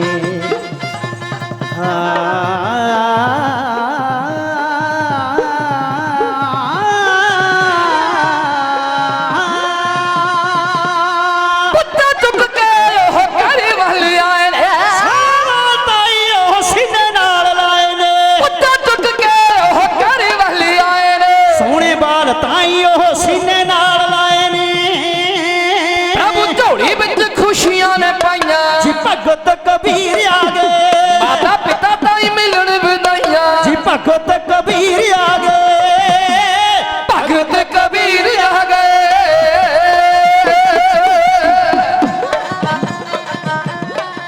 ਗੁਰੂ ਪਿਆਰੇ ਖਾਲਸਾ ਜੀ, ਜਿੱਥੇ ਸੰਗਤ ਦੇ ਵਿੱਚ ਸਾਡੇ ਆਸ-ਪਾਸ ਦੇ ਨਗਰਾਂ ਦੀਆਂ ਮਹਾਨ ਸ਼ਖਸੀਅਤਾਂ ਗੁਰਦੁਆਰਾ ਸਾਹਿਬਾਨ ਦੇ ਪ੍ਰਬੰਧਕ ਪ੍ਰਧਾਨ ਸਾਹਿਬ ਹਾਜ਼ਰੀ ਲਗਵਾ ਰਹੇ ਨੇ, ਉੱਥੇ ਹੀ ਪੰਜਾਬ ਸਰਕਾਰ ਦੇ ਵਿੱਚ ਕੈਬਨਿਟ ਮੰਤਰੀ ਦੇ ਅਹੁਦੇ ਤੇ ਤਾਇਨਾਤ ਸਾਡੇ ਇਲਾਕੇ ਦੀ ਸ਼ਾਨ ਵੀਰ ਹਰਜੋਤ ਸਿੰਘ ਜੀ ਬੈਂਸ, ਉਹਨਾਂ ਨੇ ਆਉਣਾ ਸੀ, ਜ਼ਰੂਰੀ ਰੁਝੇਵਿਆਂ ਕਾਰਨ ਉਹ ਨਹੀਂ ਪਹੁੰਚ ਸਕੇ। ਉਹਨਾਂ ਦੇ ਮਾਤਾ ਪਿਤਾ ਹਾਜ਼ਰੀ ਲਗਵਾ ਰਹੇ ਨੇ, ਪ੍ਰਬੰਧਕਾਂ ਵੱਲੋਂ ਉਹਨਾਂ ਨੂੰ ਵੀ ਜਿਉਂ ਆਇਆ ਆਖਿਆ ਜਾਂਦਾ ਹੈ। ਗੁਰੂ ਪਿਆਰੇ ਖਾਲਸਾ ਜੀ, ਇੱਕ ਵਿਵਾਦ ਬੜਾ ਸਾਹਮਣੇ ਆਉਂਦਾ ਹੈ। ਕੁਝ ਲੋਕ ਸ਼ੰਕਾ ਕਰਦੇ ਨੇ ਉਹ ਸ਼੍ਰੋਮਣੀ ਭਗਤ ਕਬੀਰ ਜੀ ਦੇ ਨਾਲ ਭਗਤ ਸ਼ਬਦ ਲਾਉਣ ਦੇ ਵਿੱਚ ਗੁਰੇਜ਼ ਕਰਦੇ ਨੇ, ਉਹ ਹੋਰ ਤਖੱਲਸ ਵਰਤਦੇ ਨੇ, ਕੋਈ ਸਤਿਗੁਰੂ ਕੋਈ ਗੁਰੂ ਆਦਿਕ ਨਵੇਂ ਤਖੱਲਸ ਪੈਦਾ ਕੀਤੇ ਜਾਂਦੇ ਨੇ। ਪਰ ਜੇ ਵਿਚਾਰ ਕਰੀਏ ਕਿ ਭਗਤ ਸ਼ਬਦ ਕੋਈ ਮਾੜਾ ਸ਼ਬਦ ਹੈ, ਨਹੀਂ। ਜਿਹੜੇ ਸੱਜਣੇ ਇਤਰਾਜ਼ ਕਰਦੇ ਨੇ, ਨਵੇਂ ਇਸ਼ੂ ਚੱਕਦੇ ਨੇ, ਉਹਨਾਂ ਨੇ ਸ਼ਾਇਦ ਭਗਤ ਸ਼ਬਦ ਭਗਤ ਪਹਿਲੀ ਗੱਲ ਇਹਨਾਂ ਨੂੰ ਭਗਤ ਕਿਉਂ ਆਖਿਆ ਜਾਂਦਾ ਹੈ? ਕਿਉਂਕਿ ਜਿਹੜੇ ਸਮੇਂ ਦੇ ਵਿੱਚ ਇਹਨਾਂ ਦਾ ਆਗਮਨ ਹੁੰਦਾ ਹੈ, ਉਸੇ ਸਮੇਂ ਦੇ ਵਿੱਚ ਭਗਤ ਲਹਿਰ ਦੀ ਸ਼ੁਰੂਆਤ ਹੁੰਦੀ ਹੈ। ਤੇ ਭਗਤ ਰਵਿਦਾਸ ਜੀ, ਭਗਤ ਕਬੀਰ ਜੀ, ਜਿੰਨੇ ਵੀ ਭਗਤ ਹੋਏ ਨੇ, ਇਹ ਭਗਤੀ ਲਹਿਰ ਨੂੰ ਸਿਖਰਾਂ ਤੇ ਲੈ ਗਏ ਨੇ। ਤੇ ਜੇਕਰ ਅਸੀਂ ਭਗਤ ਸ਼ਬਦ ਨੂੰ ਡਿਫਾਈਨ ਕਰਨਾ ਹੋਵੇ ਤਾਂ 3 ਅੱਖਰਾਂ ਦਾ ਸੁਮੇਲ ਹੈ ਭਗਤ। ਭੱਬਾ ਗੱਗਾ ਤੱਤਾ। ਸਭ ਤੋਂ ਪਹਿਲਾ ਅੱਖਰ ਹੈ ਭੱਬਾ। ਭੱਬੇ ਤੋਂ ਅਰਥ ਹੈ ਭਗਤੀ, ਭਾਵ ਜਿਹਨੇ ਉਸ ਅਕਾਲ ਪੁਰਖ ਦੀ ਭਗਤੀ ਕੀਤੀ ਹੋਵੇ ਤੇ ਉਸ ਦੀ ਭਗਤੀ ਕਰਦਿਆਂ ਉਹਦੇ ਵਿੱਚ ਅਭੇਦ ਹੋ ਗਏ ਹੋਣ। ਦੂਸਰਾ ਸ਼ਬਦ ਹੈ ਗੱਗਾ, ਗਿਆਨੀ, ਜਿਸ ਨੂੰ ਚਾਰੇ ਖੰਡਾਂ ਦਾ ਗਿਆਨ ਹੋ ਗਿਆ ਹੋਵੇ। ਤੇ ਤੀਸਰਾ ਸ਼ਬਦ ਹੈ ਜੀ ਤੱਤਾ। ਤੱਤੇ ਤੋਂ ਅਰਥ ਹੈ ਤਿਆਗ, ਜਿਸ ਨੇ ਆਪਣੇ 5 ਵਿਕਾਰਾਂ ਤੇ ਕਾਬੂ ਕਰਕੇ ਕਾਮ, ਕ੍ਰੋਧ, ਲੋਭ, ਮੋਹ, ਹੰਕਾਰ ਤੇ ਕਾਬੂ ਪਾ ਕੇ ਉਸ ਪਰਮਾਤਮਾ ਨੂੰ ਸਿਮਰਿਆ ਹੋਵੇ, ਉਸ ਨੂੰ ਭਗਤ ਆਖਿਆ ਜਾਂਦਾ ਹੈ। ਭਗਤ ਕੋਈ ਮਾੜਾ ਮੋਟਾ ਸ਼ਬਦ ਨਹੀਂ, ਬੜਾ ਹੀ ਸਤਿਕਾਰ ਸ਼ਬਦ ਹੈ। ਜੇਕਰ ਅਸੀਂ ਉਹਦਾ ਨਾਮ ਭਗਤ ਲਾਉਂਦੇ ਹਾਂ ਜਾਂ ਨਹੀਂ ਲਾਉਂਦੇ ਹਾਂ, ਇਸ ਨਾਲ ਭਗਤ ਕਬੀਰ ਜੀ ਦੇ ਸਤਿਕਾਰ ਦੇ ਵਿੱਚ ਕੋਈ ਫਰਕ ਨਹੀਂ ਪੈਣ ਲੱਗਾ।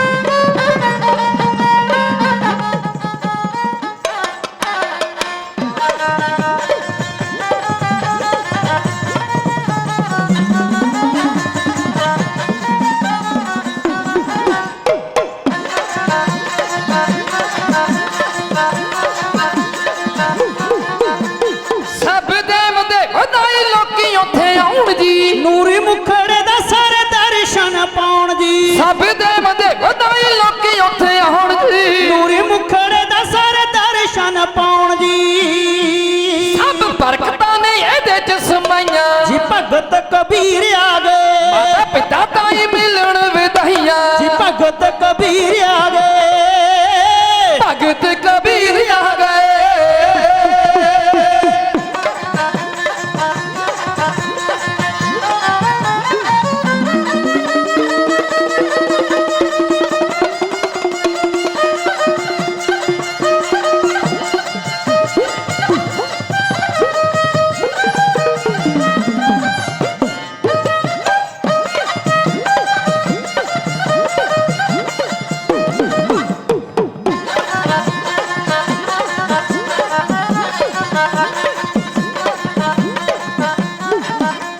ਬੈਂਸ ਵੀ ਤਾਂ ਚੱਲ ਕੇ ਦੁਆਰੇ ਉੱਤੇ ਆਏ ਨੇ ਸਦਾ ਪੂਰਿਆਂ ਦੇ ਉਹਨਾਂ ਬਚਨ ਸੁਣਾਏ ਨੇ ਬੈਂਸ ਵੀ ਤਾਂ ਚੱਲ ਕੇ ਦੁਆਰੇ ਉੱਤੇ ਆਏ ਨੇ ਸਦਾ ਪੂਰਿਆਂ ਦੇ ਉਹਨਾਂ ਬਚਨ ਸੁਣਾਏ ਨੇ ਜਨ ਹੀਰੇ ਹੀਰੇ ਵਾਰਾਂ ਨੇ ਸੁਣਾਈਆਂ ਜੀ ਭਗਤ ਕਬੀਰ ਆ ਗਏ ਜਨ ਪ੍ਰੀਤ ਹੀਰੇ ਵਾਰਾਂ ਨੇ ਸੁਣਾਈਆਂ ਜੀ ਭਗਤ ਕਬੀਰ ਆ ਗਏ ਮਾਤਾ ਪਿਤਾ ਤਾਈ ਮਿਲਣ ਵਧਾਈਆਂ ਜੀ ਭਗਤ ਕਬੀਰ ਆ ਗਏ ਮਾਤਾ ਪਿਤਾ ਤਾਈ ਮਿਲਣ ਵਧਾਈਆਂ ਜੀ ਭਗਤ ਕਬੀਰ ਆ ਗਏ ਭਗਤ ਕਬੀਰ ਆ ਗਏ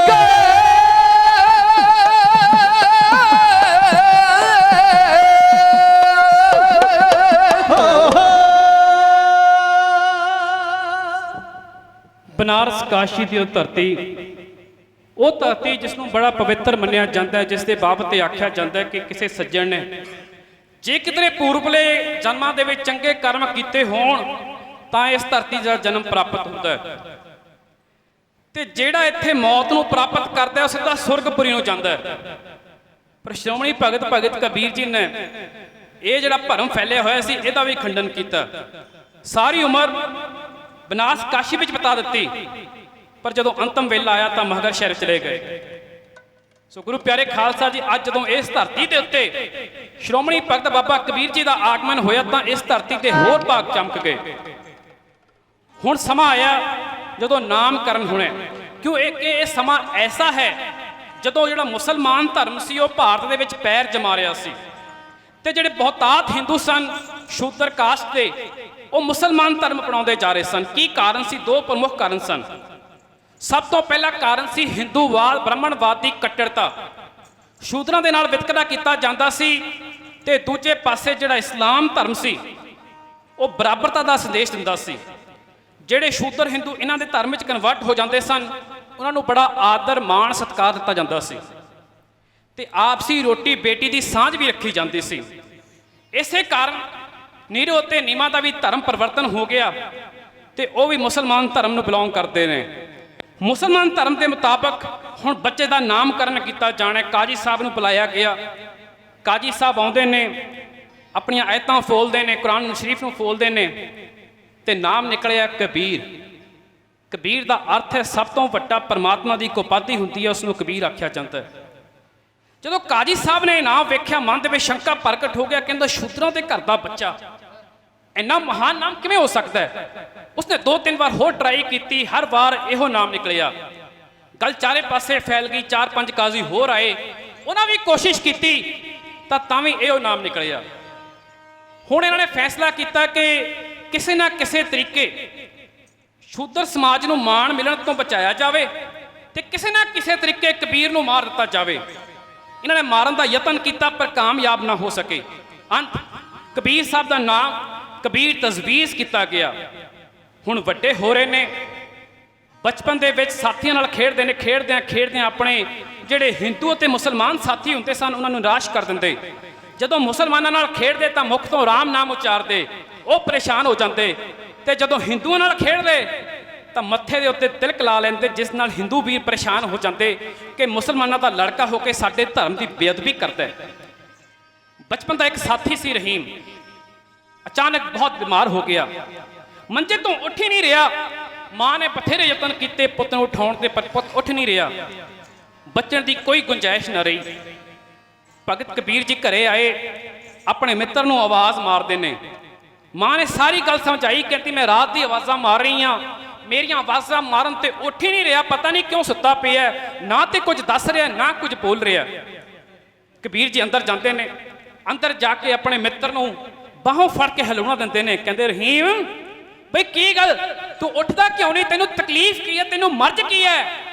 ਐਸਾ ਹਿਲਾਉਣਾ ਦਿੱਤਾ ਜਿਹੜਾ ਰਹੀਮ ਉੱਠਣ ਤੋਂ ਅਸਮਰੱਥ ਸੀ, ਜਿਹਦੇ ਬਚਣ ਦੀ ਕੋਈ ਗੁੰਜਾਇਸ਼ ਹੀ ਨਹੀਂ ਸੀ। ਇੱਕਦਮ ਭਗਤ ਕਬੀਰ ਜੀ ਦਾ ਹੱਥ ਫੜ ਕੇ ਉਹਨਾਂ ਦੇ ਪਿੱਛੇ ਪਿੱਛੇ ਚੱਲ ਪਿਆ। ਮਾਤਾ ਨੇ ਸਾਰਾ ਨਜ਼ਾਰਾ ਤੱਕਿਆ ਪਰ ਬੋਲੀ ਕੁਝ ਨਾ। ਉਹ ਕਬੀਰ ਸਾਹਿਬ ਦੀ ਮਹਿਮਾ ਨੂੰ ਦੇਖ ਕੇ ਦਗ ਦਗ ਰਹਿ ਗਈ ਤੇ ਉਹਨਾਂ ਦੇ ਵਿੱਚੋਂ ਹੀ ਖੁਦਾ ਦੇ ਦਰਸ਼ਨ ਕਰਨ ਲੱਗੀ। ਜਦੋਂ ਕਬੀਰ ਸਾਹਿਬ ਉੱਥੋਂ ਚਲੇ ਗਏ, ਇਸ ਅਚਰਜ ਦੇ ਬਾਰੇ ਆਪਣੀਆਂ ਗੁਆਂਢਣਾਂ ਨੂੰ ਦੱਸਿਆ ਤੇ ਉਹ ਵੀ ਹੈਰਾਨ ਰਹਿ ਗਈਆਂ। ਫਿਰ ਜਦੋਂ ਉਮਰ 4 ਸਾਲਾਂ ਦੀ ਹੋਈ, ਆਪਣੇ ਸਾਥੀਆਂ ਨਾਲ ਖੇਡਦੇ ਨੇ, ਖੇਡਦਿਆਂ ਰਾਮ ਨਾਮ ਦਾ ਭਾਵ ਹੈ ਉਹ ਰਾਮ ਵਿੱਚ ਰਮਿਆ ਹੋਇਆ ਰਾਮ, ਕੁਦਰਤ ਦੇ ਕਣ ਦੇ ਵਿੱਚ ਰਮਿਆ ਹੋਇਆ ਰਾਮ, ਇੱਕ ਦਾਤਾ, ਇੱਕ ਅੱਲਾ, ਇੱਕ ਭਗਵਾਨ। ਉਸ ਰਾਮ ਨੂੰ ਧਿਆਉਂਦੇ ਨੇ। ਕੁਦਰਤਨ ਉਸੇ ਵੇਲੇ ਉਹਨਾਂ ਦੇ ਮੁਹੱਲੇ ਦੇ ਰਹਿਣ ਵਾਲੇ ਮੁੱਲਾ ਜੀ ਉੱਥੋਂ ਲੰਘੇ ਜਾਂਦੇ ਨੇ। ਉਹਨਾਂ ਨੇ ਇਸ ਸੀਨ ਨੂੰ ਤੱਕਿਆ ਕਿ ਮੁਸਲਮਾਨਾਂ ਤੇ ਲੜਕੇ ਰਾਮ ਨਾਮ ਜਪ ਰਹੇ ਨੇ। ਉਹਨਾਂ ਨੇ ਗੱਲ ਤੇ ਇਤਰਾਜ਼ ਕੀਤਾ, ਜਾ ਕੇ ਬੱਚਿਆਂ ਨਾਲ ਗੱਲ ਕਰਦੇ ਨੇ, ਕਹਿੰਦੇ ਓਏ ਕਾਫਰੋ, ਲੈ ਕੇ ਮੁਸਲਮਾਨਾਂ ਦੇ ਘਰੇ ਜਨਮ, ਤੁਸੀਂ ਰਾਮ ਨਾਮ ਕਿਉਂ ਜਪਦੇ ਹੋ। ਕਬੀਰ ਸਾਹਿਬ ਨੇ ਜਵਾਬ ਦਿੱਤਾ, ਕਹਿੰਦੇ ਮੁੱਲਾ ਜੀ ਤੁਸੀਂ ਸਾਡੇ ਸਵਾਲ ਦਾ ਜਵਾਬ ਦਿਓ, ਰਾਮ, ਅੱਲਾ, ਭਗਵਾਨ, ਪਰਮਾਤਮਾ ਦੇ ਵਿੱਚ ਕੀ ਫਰਕ ਹੈ। ਰਾਮ ਕਰ ਹਿੰਦੂ ਮੂਏ, ਤੁਰਕ ਮੂਏ ਸਿਰਗਨਾਈ। ਜਦੋਂ ਐਸਾ ਸਪਸ਼ਟ ਜਵਾਬ ਦਿੱਤਾ ਕਿ ਮੁੱਲਾ ਨੂੰ ਜਦੋਂ ਇਹ ਜਵਾਬ ਮਿਲਿਆ, ਉਹ ਗੁੱਸੇ ਦੇ ਵਿੱਚ ਬੁੜਬੁੜ ਕਰਦਾ ਹੋਇਆ ਕਬੀਰ ਸਾਹਿਬ ਦੇ ਘਰੇ ਪਹੁੰਚਦਾ, ਜਾ ਕੇ ਨੀਰੂ ਨੂੰ ਲੰਮਾ ਦਿੰਦਾ, ਕਹਿਣ ਲੱਗਾ ਸਮਝਾ ਲੈ ਆਪਣੇ ਪੁੱਤਰ ਨੂੰ, ਮੇਰੇ ਨਾਲ ਬੋਲਦਾ ਹੋ ਕੇ ਮੁਸਲਮਾਨਾਂ ਦਾ ਲੜਕਾ ਰਾਮ ਨਾਮ ਜਪਦਾ, ਉਹਨੂੰ ਸਮਝਾ। ਤੇ ਮੈਨੂੰ ਤੇਰਾ ਜਿਹੜਾ ਪੁੱਤਰ ਹੈ ਕੁਝ ਅੜਬ ਸੁਭਾਅ ਦਾ ਲੱਗਦਾ, ਇਹਨੂੰ ਸਮਾਂ ਰਹਿੰਦਾ ਕਾਬੂ ਕਰਨਾ ਚਾਹੀਦਾ, ਇਹਨੂੰ ਤੂੰ ਮਸੀਤੀ ਭੇਜਿਆ ਕਰ। ਔਰ ਜੇ ਕਿਤੇ ਕਾਜ਼ੀ ਨੂੰ ਲੱਗ ਗਿਆ ਪਤਾ, ਉਹ ਜਵਾਬ ਤਲਬੀ ਕਰੇਗਾ। ਹੁਣ ਧਰਮ ਦਾ ਠੇਕੇਦਾਰ ਦੇਵੇ ਧਮਕੀ ਤਾਂ ਗਰੀਬ ਤਾਂ ਡਰੇ ਗਈ। ਉਸ ਪਿਤਾ ਨੇ ਹੱਥ ਜੋੜ ਕੇ ਆਖਿਆ, ਕਹਿਣ ਲੱਗਾ ਆਪਣੇ ਬੱਚੇ ਦੀ ਤਰਫੋਂ ਮੈਂ ਮਾਫੀ ਮੰਗਦਾ ਹਾਂ। ਕਬੀਰ ਜੇ ਬੱਚਾ ਹੈ, ਸਮਝਾਵਾਂਗੇ ਤਾਂ ਸਮਝ ਜਾਵੇਗਾ, ਤੁਸੀਂ ਇੱਕ ਮੌਕਾ ਦਿਓ। ਕਬੀਰ ਸਾਹਿਬ ਖੇਡਣ ਤੋਂ ਬਾਅਦ ਵਾਪਸ ਘਰ ਆਉਂਦੇ ਨੇ। ਮਾਪੇ ਜਿਵੇਂ ਆਪਣੇ ਪੁੱਤਰ ਕਬੀਰ ਨੂੰ ਸਮਝਾਉਣਾ ਕਰਦੇ ਨੇ ਕਿ ਤੂੰ ਰਾਮ ਨਾਮ ਨਾ ਜਪਿਆ ਕਰ, ਤੂੰ ਅੱਲਾ ਕਰਿਆ ਕਰ, ਕਿਉਂਕਿ ਇਹ ਉਸ ਜਾਤੀ ਦੇ ਹਿੰਦੂਆਂ ਦਾ ਕਾਰਜ ਹੈ। ਅਸੀਂ ਮੁਸਲਮਾਨ ਹਾਂ, ਅਸੀਂ ਸ਼ੂਦਰ ਹਾਂ, ਸਾਨੂੰ ਰਾਮ ਨਾਮ ਜਪਣ ਦਾ ਕੋਈ ਹੱਕ ਨਹੀਂ।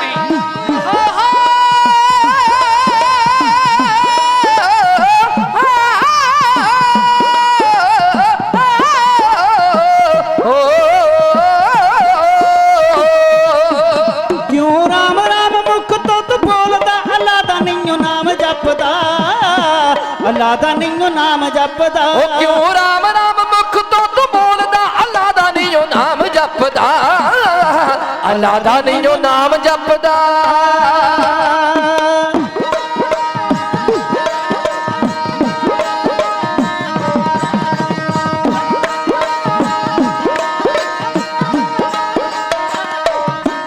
ਛੋਟੇ ਹੁੰਦੇ ਨੇ ਕਬੀਰ ਬਾਲ ਰੂਪ ਜਾ, ਨਿਰਾ ਰੂਪ ਦਾ ਸਰੂਪ ਅਨਰੂਪ ਜੋ। ਛੋਟੇ ਹੁੰਦੇ ਨੇ ਕਬੀਰ ਬਾਲ ਰੂਪ ਜਾ, ਨਿਰਾ ਨੂਰ ਦਾ ਸਰੂਪ ਅਨਰੂਪ ਜੋ। ਗੱਲਾਂ ਸੱਚੀਆਂ ਜ਼ਬਾਨ ਵਿੱਚੋਂ ਤੋਲਦਾ, ਅੱਲਾ ਦਾ ਕਿਉਂ ਨੀ ਨਾਮ ਜਪਦਾ, ਅੱਲਾ ਦਾ ਕਿਉਂ ਨੀ ਨਾਮ ਜਪਦਾ। ਉਹ ਮੁਖੋ ਰਾਮ ਕਿਉਂ ਰਾਮ ਮੁਖ ਤੋਂ ਤੂੰ ਬੋਲਦਾ, ਅੱਲਾ ਦਾ ਨਹੀਂ ਨਾਮ ਜਪਦਾ, ਅੱਲਾ ਦਾ ਨਹੀਂ ਨਾਮ ਜਪਦਾ, ਅੱਲਾ ਦਾ ਨਹੀਂ ਨਾਮ ਜਪਦਾ।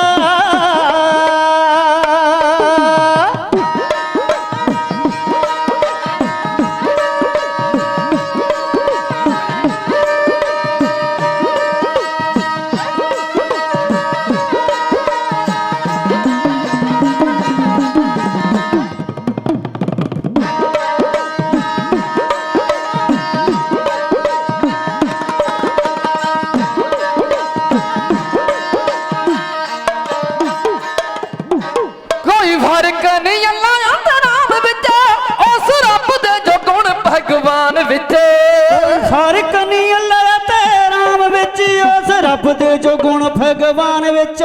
ਘੁੱਟੀ ਦਿਲ ਵਾਲੀ ਨੋਖੀ ਕੋਈ ਕਲੋਲਦਾ, ਅੱਲਾ ਦਾ ਕਿਉਂ ਨੀ ਨਾਮ ਜਪਦਾ, ਅੱਲਾ ਦਾ ਕਿਉਂ ਨੀ ਨਾਮ ਜਪਦਾ। ਕਿਉਂ ਰਾਮ ਰਾਮ, ਕਿਉਂ ਰਾਮ ਰਾਮ ਮੁਖ ਤੋਂ ਤੂੰ ਬੋਲਦਾ, ਅੱਲਾ ਦਾ ਨਹੀਂਓ ਨਾਮ ਜਪਦਾ, ਅੱਲਾ ਦਾ ਨਹੀਂਓ ਨਾਮ ਜਪਦਾ, ਅੱਲਾ ਦਾ ਨਹੀਂਓ ਨਾਮ ਜਪਦਾ।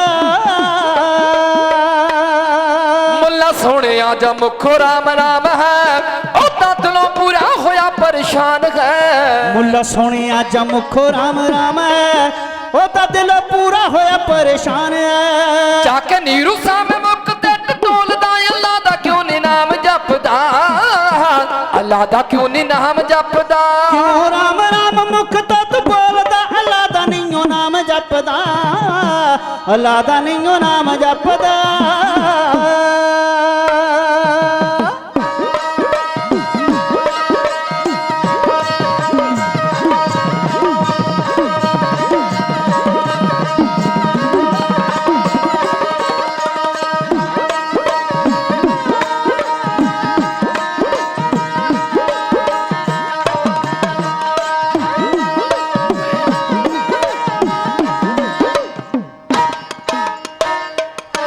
ਇੱਕ ਹੋ ਗਿਆ ਜਮਾਲ ਤੋਂ ਬਿਮਾਰ ਹੈ, ਰਹੀਮ ਨਾਮ ਲੈ ਕੇ ਦਿੱਤੀ ਸੀ ਪੁਕਾਰ ਹੈ। ਇੱਕ ਹੋ ਗਿਆ ਜਬਾਰਕ ਬਿਮਾਰ ਹੈ, ਰਹੀਮ ਨਾਮ ਲੈ ਕੇ ਦਿੱਤੀ ਸੀ ਪੁਕਾਰ ਹੈ। ਬਾਜ ਮਾਰੀ ਉਹਨੇ ਖੇਲ ਕੋਈ ਕਲੋਲਦਾ, ਅੱਲਾ ਦਾ ਕਿਉਂ ਨੀ ਨਾਮ ਜਪਦਾ, ਅੱਲਾ ਦਾ ਕਿਉਂ ਨੀ ਨਾਮ ਜਪਦਾ। ਕਿਉਂ ਰਾਮ ਰਾਮ ਮੁਖ ਤੋਂ ਤੂੰ ਬੋਲਦਾ, ਅੱਲਾ ਦਾ ਨਹੀਂਓ ਨਾਮ ਜਪਦਾ, ਅੱਲਾ ਦਾ ਨਹੀਂਓ ਨਾਮ ਜਪਦਾ।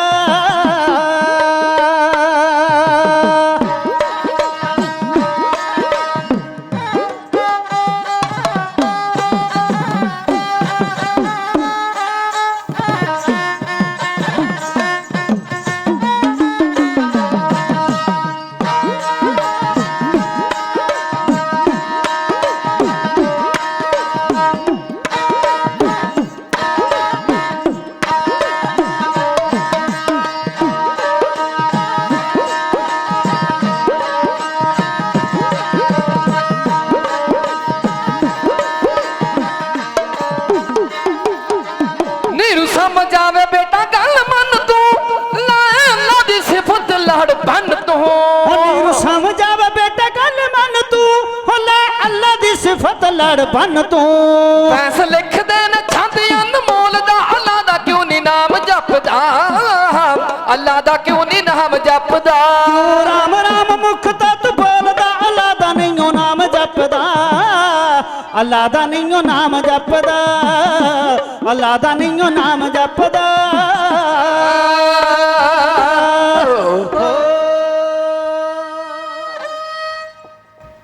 ਹੁਣ ਮਾਪੇ ਦੁਨਿਆਵੀ ਸੋਚ ਦੇ ਮਾਲਕ ਨੇ, ਉਹ ਨਹੀਂ ਜਾਣਦੇ ਕਿ ਭਗਤ ਕਬੀਰ ਜੀ ਕਿਸ ਸ਼ਖਸੀਅਤ ਦੇ ਮਾਲਕ ਨੇ।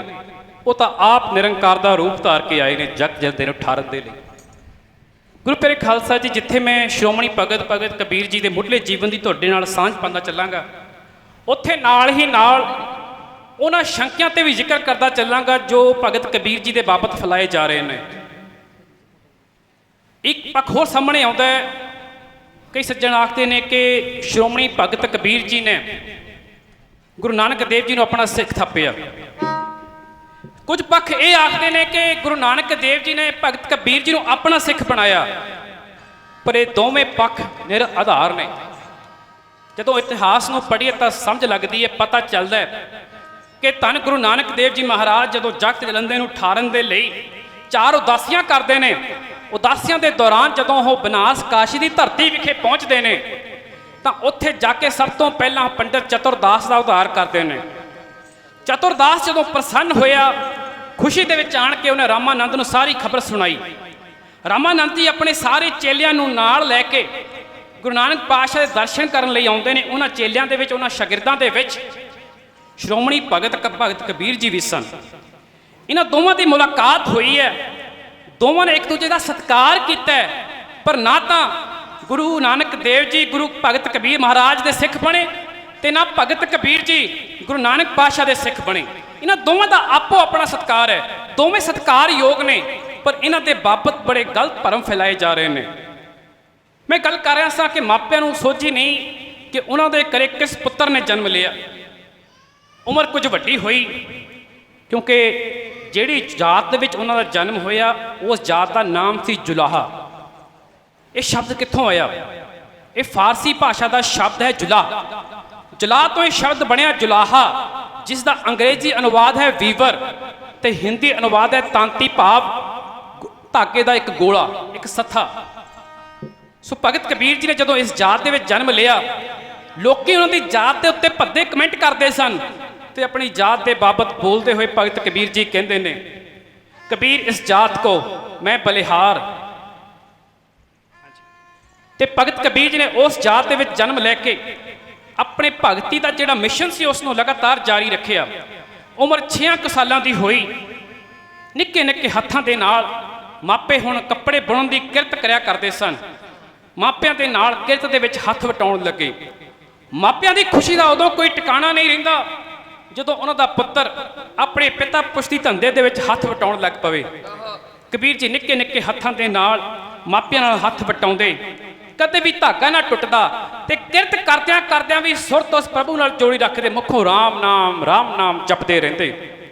ਤੇ ਫਿਰ ਜਦੋਂ ਕਿਰਤ ਕਰਨ ਤੋਂ ਬਾਅਦ ਵੇਲ ਮਿਲਦਾ, ਖੇਡਣ ਤੋਂ ਵੇਲ ਮਿਲਦਾ, ਤਾਂ ਚੁੱਪ ਚਪੀਤੇ ਮੰਦਰਾਂ ਦੇ ਲਾਗੇ ਚਲੇ ਜਾਂਦੇ, ਕਿਉਂਕਿ ਉਹਨਾਂ ਨੂੰ ਇਸ ਗੱਲ ਦਾ ਅਹਿਸਾਸ ਹੋ ਚੁੱਕਿਆ ਸੀ ਕਿ ਜਿਹੜੀ ਜਾਤ ਵਿੱਚ ਉਹਨਾਂ ਦਾ ਜਨਮ ਹੋਇਆ ਉਸ ਜਾਤ ਨੂੰ ਮੰਦਰਾਂ ਵਿੱਚ ਜਾ ਕੇ ਭਜਨ ਸੁਣਨ ਦਾ ਹੱਕ ਨਹੀਂ।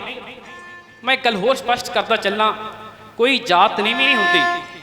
ਜਾਤ ਉੱਚੀ ਹੁੰਦੀ ਹੈ, ਬੰਦੇ ਦੀ ਸੋਚ ਛੋਟੀ ਹੁੰਦੀ ਹੈ। ਇੱਕ ਹਿੰਦੀ ਦੀ ਕਵਿਤਾ ਹੈ, ਉਹਨਾਂ ਨੇ ਮਨੁੱਖਾਂ ਦੀ ਜਿਹੜੀ ਬ੍ਰਿਤੀ ਹੈ ਉਸ ਨੂੰ ਬ੍ਰਿਤਾਂਤ ਕੀਤਾ। ਉਹ ਕਹਿੰਦਾ, ਨੀਚ ਮਾਨਵ ਕੀ ਇਹ ਬ੍ਰਿਤੀ, ਜਿਹੜਾ ਸਭ ਤੋਂ ਨੀਚ ਬੁੱਧੀ ਦਾ ਬੰਦਾ ਹੁੰਦਾ ਹੈ ਉਹਦੀ ਇਹ ਸੋਚ ਹੁੰਦੀ ਹੈ। ਕਹਿੰਦਾ ਮੇਰਾ ਸੋ ਮੇਰਾ, ਤੇਰਾ ਸੋ ਤੇਰਾ ਵੀ ਮੇਰਾ। ਜਿਹੜਾ ਮੇਰਾ ਖਜ਼ਾਨਾ ਉਹ ਤਾਂ ਮੇਰਾ ਹੈ ਹੀ ਹੈ, ਤੇ ਜਿਹੜਾ ਤੇਰਾ ਉਹਦੇ ਤੇ ਵੀ ਮੇਰਾ ਹੱਕ ਹੈ। ਇਹ ਨੀਚ ਮਾਨਵ ਦੇ ਬੰਦੇ ਦੀ ਹਰਕਤ ਹੁੰਦੀ ਹੈ। ਦੂਸਰਾ ਹੁੰਦਾ ਮੱਧਮ ਵ੍ਰਿਤੀ ਦਾ ਮਾਲਕ ਬੰਦਾ, ਜਿਹਨੂੰ ਪਰਮਾਤਮਾ ਨੇ ਥੋੜੀ ਜਿਹੀ ਸੋਝੀ ਬਖਸ਼ਿਸ਼ ਕੀਤੀ ਹੈ। ਉਹ ਕੀ ਕਹਿੰਦਾ? ਕਹਿੰਦਾ ਮੇਰਾ ਸੋ ਮੇਰਾ, ਤੇਰਾ ਸੋ ਤੇਰਾ। ਜਿਹੜਾ ਮੇਰਾ ਹੈ ਉਹ ਮੇਰਾ, ਜਿਹੜਾ ਤੇਰਾ ਉਹ ਤੇਰਾ ਹੀ ਰਹੇਗਾ। ਤੀਸਰਾ ਹੈ ਉੱਤਮ ਮਾਨਵ। उत्तम मानव की ये वृत्ति, तेरा सो तेरा मेरा भी तेरा, तेरा ते तेरा है ही है रब्बा। ਜਿਹੜਾ ਕੁਝ ਮੈਨੂੰ ਤੂੰ ਬਖਸ਼ਿਆ ਇਹ ਵੀ ਤੇਰਾ ਦਿੱਤਾ ਹੋਇਆ, ਇਹ ਸਭ ਕੁਝ ਤੇਰਾ ਹੀ ਹੈ। ਚੌਥੀ ਕੈਟੇਗਰੀ ਆਉਂਦੀ ਹੈ ਬ੍ਰਹਮ ਗਿਆਨੀ ਦੀ, ਸ਼੍ਰੋਮਣੀ ਭਗਤ ਬਾਬਾ ਕਬੀਰ ਜੀ ਵਰਗਿਆਂ ਦੀ। ਉਹ ਕੀ ਕਹਿੰਦੇ ਨੇ? ਉਹ ਕਹਿੰਦੇ ਨੇ ਨਾ ਤੇਰਾ ਨਾ ਮੇਰਾ, ਸਭ ਕੂੜ ਅੰਧੇਰਾ। ਇਹ ਸਭ ਕੂੜ ਤਮਾਸ਼ਾ ਹੈ, ਇਹਦੇ ਵਿੱਚ ਕੁਝ ਨਹੀਂ ਰੱਖਿਆ ਹੋਇਆ। ਗੁਰੂ ਪਿਆਰੇ ਖਾਲਸਾ ਜੀ, ਸ਼੍ਰੋਮਣੀ ਭਗਤ ਬਾਬਾ ਕਬੀਰ ਜੀ ਮੰਦਰਾਂ ਦੇ ਬਾਹਰ ਜਾ ਕੇ ਬਹਿ ਜਾਂਦੇ ਨੇ, ਕਿਉਂਕਿ ਮੰਦਰ ਦੇ ਅੰਦਰ ਜਾਣ ਦਾ ਹੱਕ ਨਹੀਂ ਹੈ। ਉਹ ਜਾਤਾ ਪੁੱਛਦਾ ਪਿਆ ਹੈ ਭਰਮ ਤੈਨੂੰ, ਕਦਰ ਤੈਨੂੰ ਤੇ ਚਮ ਤੇ ਮਾਸ ਦੀ ਏ। ਉਹ ਕਦਰ ਕਰਨੀ ਤਾਂ ਕਰ ਇਨਸਾਨ ਵਾਲੀ, ਜਿਹੜੀ ਜਾਪ ਕਰਦੀ ਸਾਸ ਸਾਸ ਦੀ ਏ। ਉਹ ਜਿਹੜੀ ਜਾਪ ਕਰਦੀ ਸਾਸ ਸਾਸ ਦੀ ਏ। ਉਥੇ ਜਾਤ ਨਾ ਕਿਸੇ ਵੀ ਤੇਰੀ ਪੁੱਛਣੀ ਆ, ਕਿਸੇ ਪੁੱਛਣੀ। ਉਥੇ ਜਾਤ ਨਾ ਕਿਸੇ ਵੀ ਤੇਰੀ ਪੁੱਛਣੀ, ਬਾਜ ਅਮਲਾ ਤੂੰ ਨਾ ਪਾਰ ਹੋਣਾ। ਛੱਡ ਦੇ ਹੰਕਾਰ ਤੂੰ ਬੰਦਿਆ ਜਾਤ ਵਾਲਾ,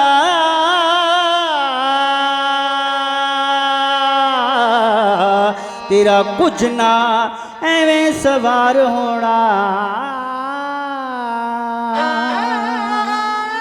ਮੰਦਰਾਂ ਦੇ ਬਾਹਰ ਬਹਿ ਕੇ ਵੇਦ ਮੰਤਰ ਦਾ ਜਿਹੜਾ ਜਾਪ ਹੁੰਦਾ ਸੀ ਉਹ ਸਰਵਣ ਕਰਦੇ।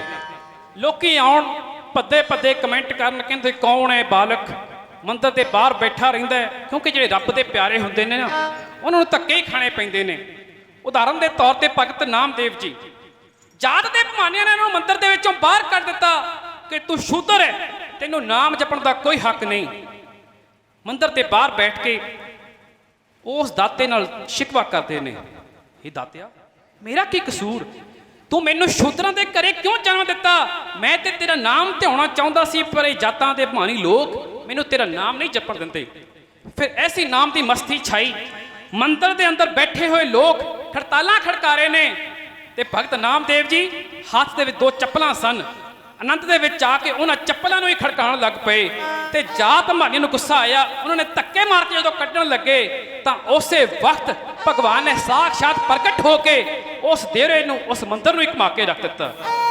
ਸੋ ਗੁਰੂ ਪਿਆਰੇ ਖਾਲਸਾ ਜੀ, ਅੱਜ ਜਦੋਂ ਮਾਪਿਆਂ ਨੇ ਸਮਝਾਉਣਾ ਕੀਤਾ ਕਿ ਤੂੰ ਅੱਲਾ ਅੱਲਾ ਕਰਿਆ ਕਰ, ਰਾਮ ਨਾਮ ਨਾ ਜਪਿਆ ਕਰ, ਇਹ ਕੇਵਲ ਤੇ ਕੇਵਲ ਉੱਚ ਜਾਤੀ ਦੇ ਹਿੰਦੂਆਂ ਦਾ ਹੱਕ ਹੈ, ਸਾਡਾ ਹੱਕ ਨਹੀਂ। ਤੂੰ ਕੇਵਲ ਅੱਲਾ ਅੱਲਾ ਕਰਿਆ ਕਰ। ਮਾਪੇ ਨੇ ਸਮਝਾਉਣ ਦਾ ਯਤਨ ਕੀਤਾ। ਉਸ ਤੋਂ ਬਾਅਦ ਸ਼੍ਰੋਮਣੀ ਭਗਤ ਕਬੀਰ ਜੀ ਜਿਵੇਂ ਆਪਣੇ ਮਾਪੇ ਨੂੰ ਸਮਝਾਉਣਾ ਕਰਦੇ ਨੇ, ਆਪਣੇ ਆਉਣ ਦਾ ਮਿਸ਼ਨ ਦੱਸਦੇ ਨੇ, ਢਾਡੀ ਜਥਾ ਆਪਣੇ ਸ਼ਬਦਾਂ ਵਿੱਚ ਹੈ ਐਉਂ ਕਹਿੰਦਾ ਹੈ।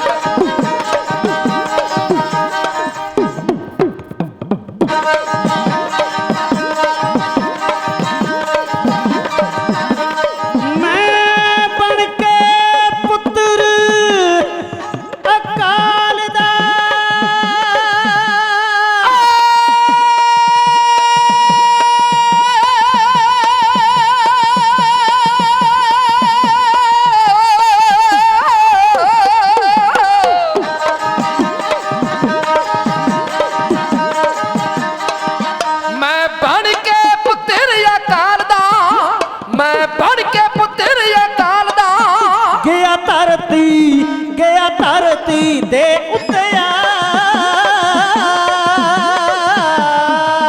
ਨਾ ਮਾਤ ਪਿਤਾ ਨੇ ਜਨਮਿਆ, ਨਾ ਮਾਤ ਪਿਤਾ ਨੇ ਜਨਮਿਆ, ਲਿਆ ਕਮਲ ਤੇ ਵਿੱਚੋਂ ਪ੍ਰਗਟਾ,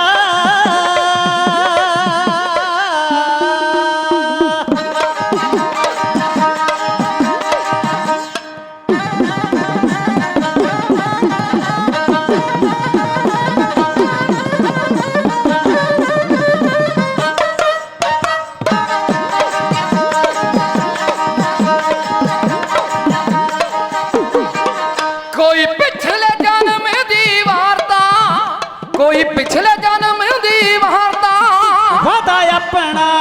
ਵਾਦਾ ਆਪਣਾ ਦਿੱਤਾ ਪੁਗਾ, ਜਾਤ ਪਾਤ ਦੇ ਤਾਂ ਬੰਧਨਾਂ ਨੂੰ ਤੋੜ ਕੇ, ਜਾਤ ਪਾਤ ਦੇ ਤਾਂ ਬੰਧਨਾਂ ਨੂੰ ਤੋੜ ਕੇ, ਦੇਣਾ ਇੱਕੋ ਹੀ ਪੰਥ ਚਲਾ,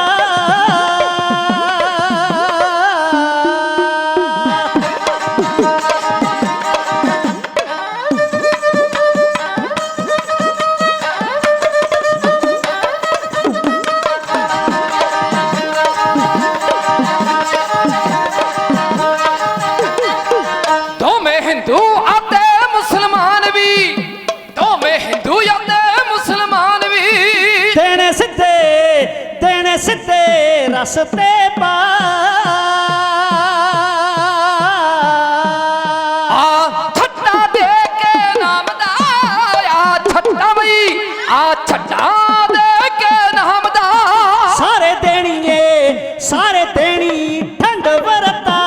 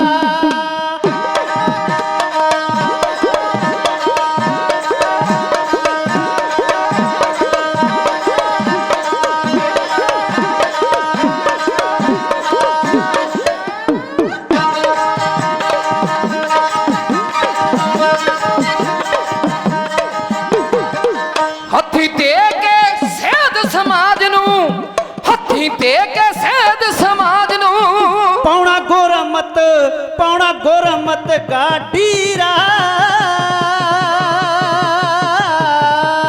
ਇਹ ਕਾਜ ਕਰਨ ਲਈ ਮੌਤ ਨਾਲ ਇਹ ਕਾਜ ਕਰਨ ਲਈ ਮੌਤ ਨਾਲ ਭਾਵੇਂ ਦੇਣਾ ਏ ਮੱਥਾ ਲਾ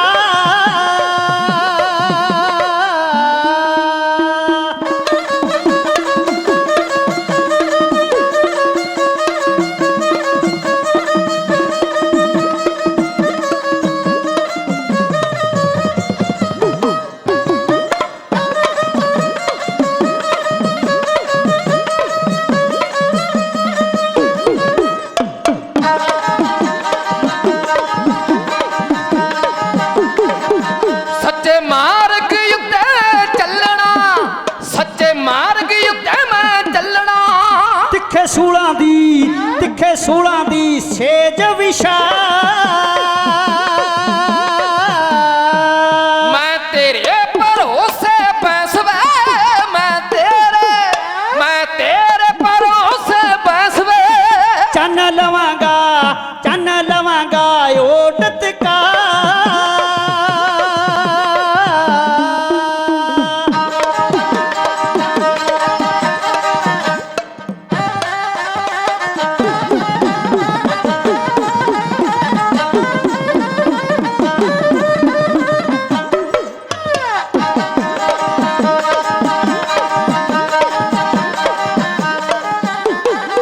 ਮੇਰਾ ਫਿਕਰ ਕਰੀ ਨਾ ਅੰਮੀਏ ਸਦਾ ਹੌਸਲਾ ਦੇਵੀਂ ਵਦਾ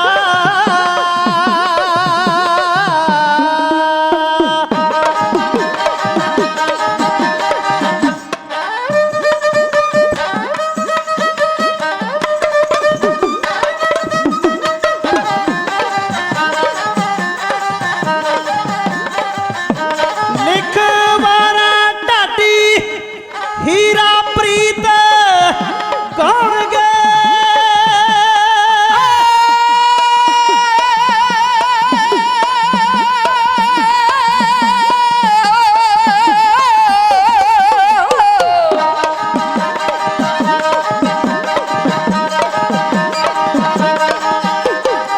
ਲਿਖ ਢਾਡੀ ਵਾਲਾ ਬੈਸ ਹੀਰਾ ਗਾਉਣਗੇ ਲਿਖ ਢਾਡੀ ਵਾਲਾ ਚੰਨ ਬੈਸ ਗਾਉਣਗੇ ਵਿੱਚ ਜੋਸ਼ ਦੇ ਪਰੀਤ ਵੀ ਆ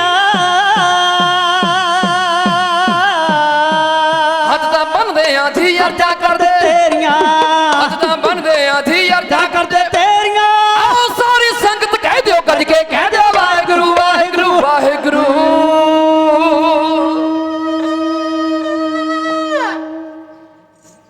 ਉਮਰ 8 ਸਾਲਾਂ ਦੀ ਹੋਈ।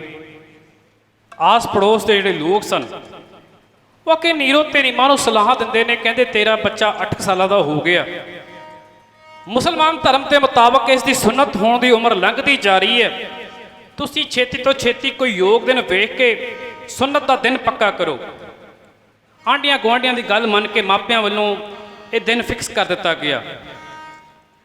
ਰਿਸ਼ਤੇਦਾਰਾਂ ਨੂੰ ਸੱਦਿਆ ਗਿਆ, ਵਧੀਆ ਪਕਵਾਨ ਬਣਾਏ ਗਏ ਤੇ ਜਦੋਂ ਕਾਜ਼ੀ ਆਇਤਾਂ ਪੜ੍ਹ ਰਿਹਾ ਤੇ ਨਾਲ ਉਸਤਰਾ ਤੇਜ਼ ਕਰ ਰਿਹਾ, ਕਬੀਰ ਸਾਹਿਬ ਨੂੰ ਪਕੜ ਕੇ ਸਾਰੇ ਰਿਸ਼ਤੇਦਾਰਾਂ ਦੇ ਸਾਹਮਣੇ ਕਾਜ਼ੀ ਸਾਹਿਬ ਦੇ ਸਾਹਮਣੇ ਬਹਾਇਆ ਗਿਆ।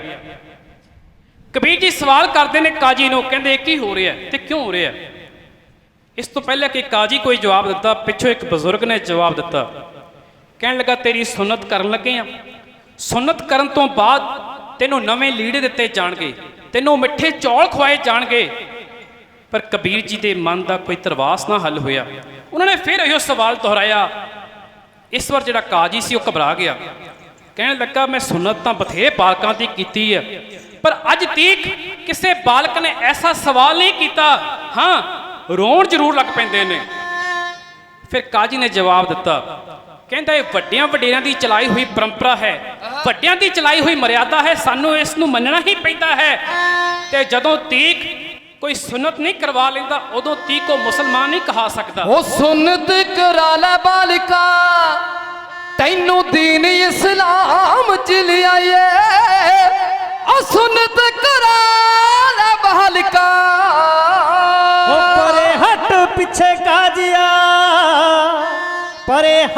ਪਿੱਛੇ ਕਾਜ ਆਵੇ ਮੈਂ ਤਾਂ ਰਾਮ ਦੇ ਜਪਣ ਵਾਲਾ ਬੰਦਾ ਪਰੇ ਹਟ ਪਿੱਛੇ ਕਾਜ ਆ ਉਹ ਅਜੀਬ ਤਾਂ ਤੂੰ ਲੱਗੇ ਬਾਲਕਾ ਉਹ ਸਭ ਪੁੱਛਦਾ ਗਲਾ ਟਣਕਾ ਕੇ ਕਰਦੇ ਹਾਂ ਹਜ਼ਾਰ ਸੁਨਤਾ ਪਰ ਰੋਕਿਆ ਨਾ ਕਿਸੇ ਵੀ ਆਇਆ ਕੇ ਹੁਕਮ ਸਰਕਾਰ ਦਾ ਹੈ ਵੇ ਹੁਕਮ ਸਰਕਾਰ ਦਾ ਹੈ ਗੱਲ ਬਾਦਸ਼ਾਹ ਦੀ ਸੱਚ ਹੈ ਸੁਣਾਈਏ ਸੁਨਤ ਕਰਾ ਲੈ ਬਾਲਕਾ ਤੈਨੂੰ ਦੀਨ ਇਸਲਾਮ ਚ ਲਿਆਈਏ ਸੁਨਤ ਕਰਾ ਲੈ ਬਾਲਕਾ ਸੁਨਤ ਦੇ ਕਰਕੇ ਹੀ ਜੇਕਰ ਮਿਲਣੇ ਸਵਰਗ ਨਜ਼ਾਰੇ ਹੋ ਨੇਕ ਕੰਮ ਕਰਨੇ ਦੀ ਲੋੜ ਫੇਰ ਕੀਏ ਧਰਮ ਦੇ ਦੁਆਰੇ ਲੇਖੇ ਜੋਖੇ ਦੇਣੇ ਪੈਣਗੇ ਲੇਖੇ ਜੋਖੇ ਦੇਣੇ ਪੈਣਗੇ ਭੈਂਸ ਜਿਹੜੇ ਹੋ ਜਹਾਨ ਸਨ ਬੰਦਾ ਪਰੇ ਹਟ ਪਿੱਛੇ ਕਾਜ ਆਵੇ ਮੈਂ ਤਾਂ ਨਾਮ ਦੇ ਜਪਣ ਵਾਲਾ ਬੰਦਾ ਉਹ ਸੁਨਤ ਕਰਾ ਲੈ ਬਾਲਕਾ ਤੈਨੂੰ ਦੀਨ ਇਸਲਾਮ ਚ ਲਿਆਈਏ ਪਰੇ ਹਟ ਪਿੱਛੇ ਕਾਜ ਆ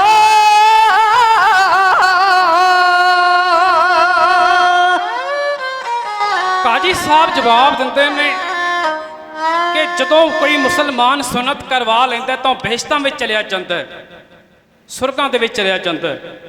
ਇਹ ਗੱਲ ਸੁਣ ਕੇ ਕਬੀਰ ਸਾਹਿਬ ਦਾ ਜਵਾਬ ਸੀ।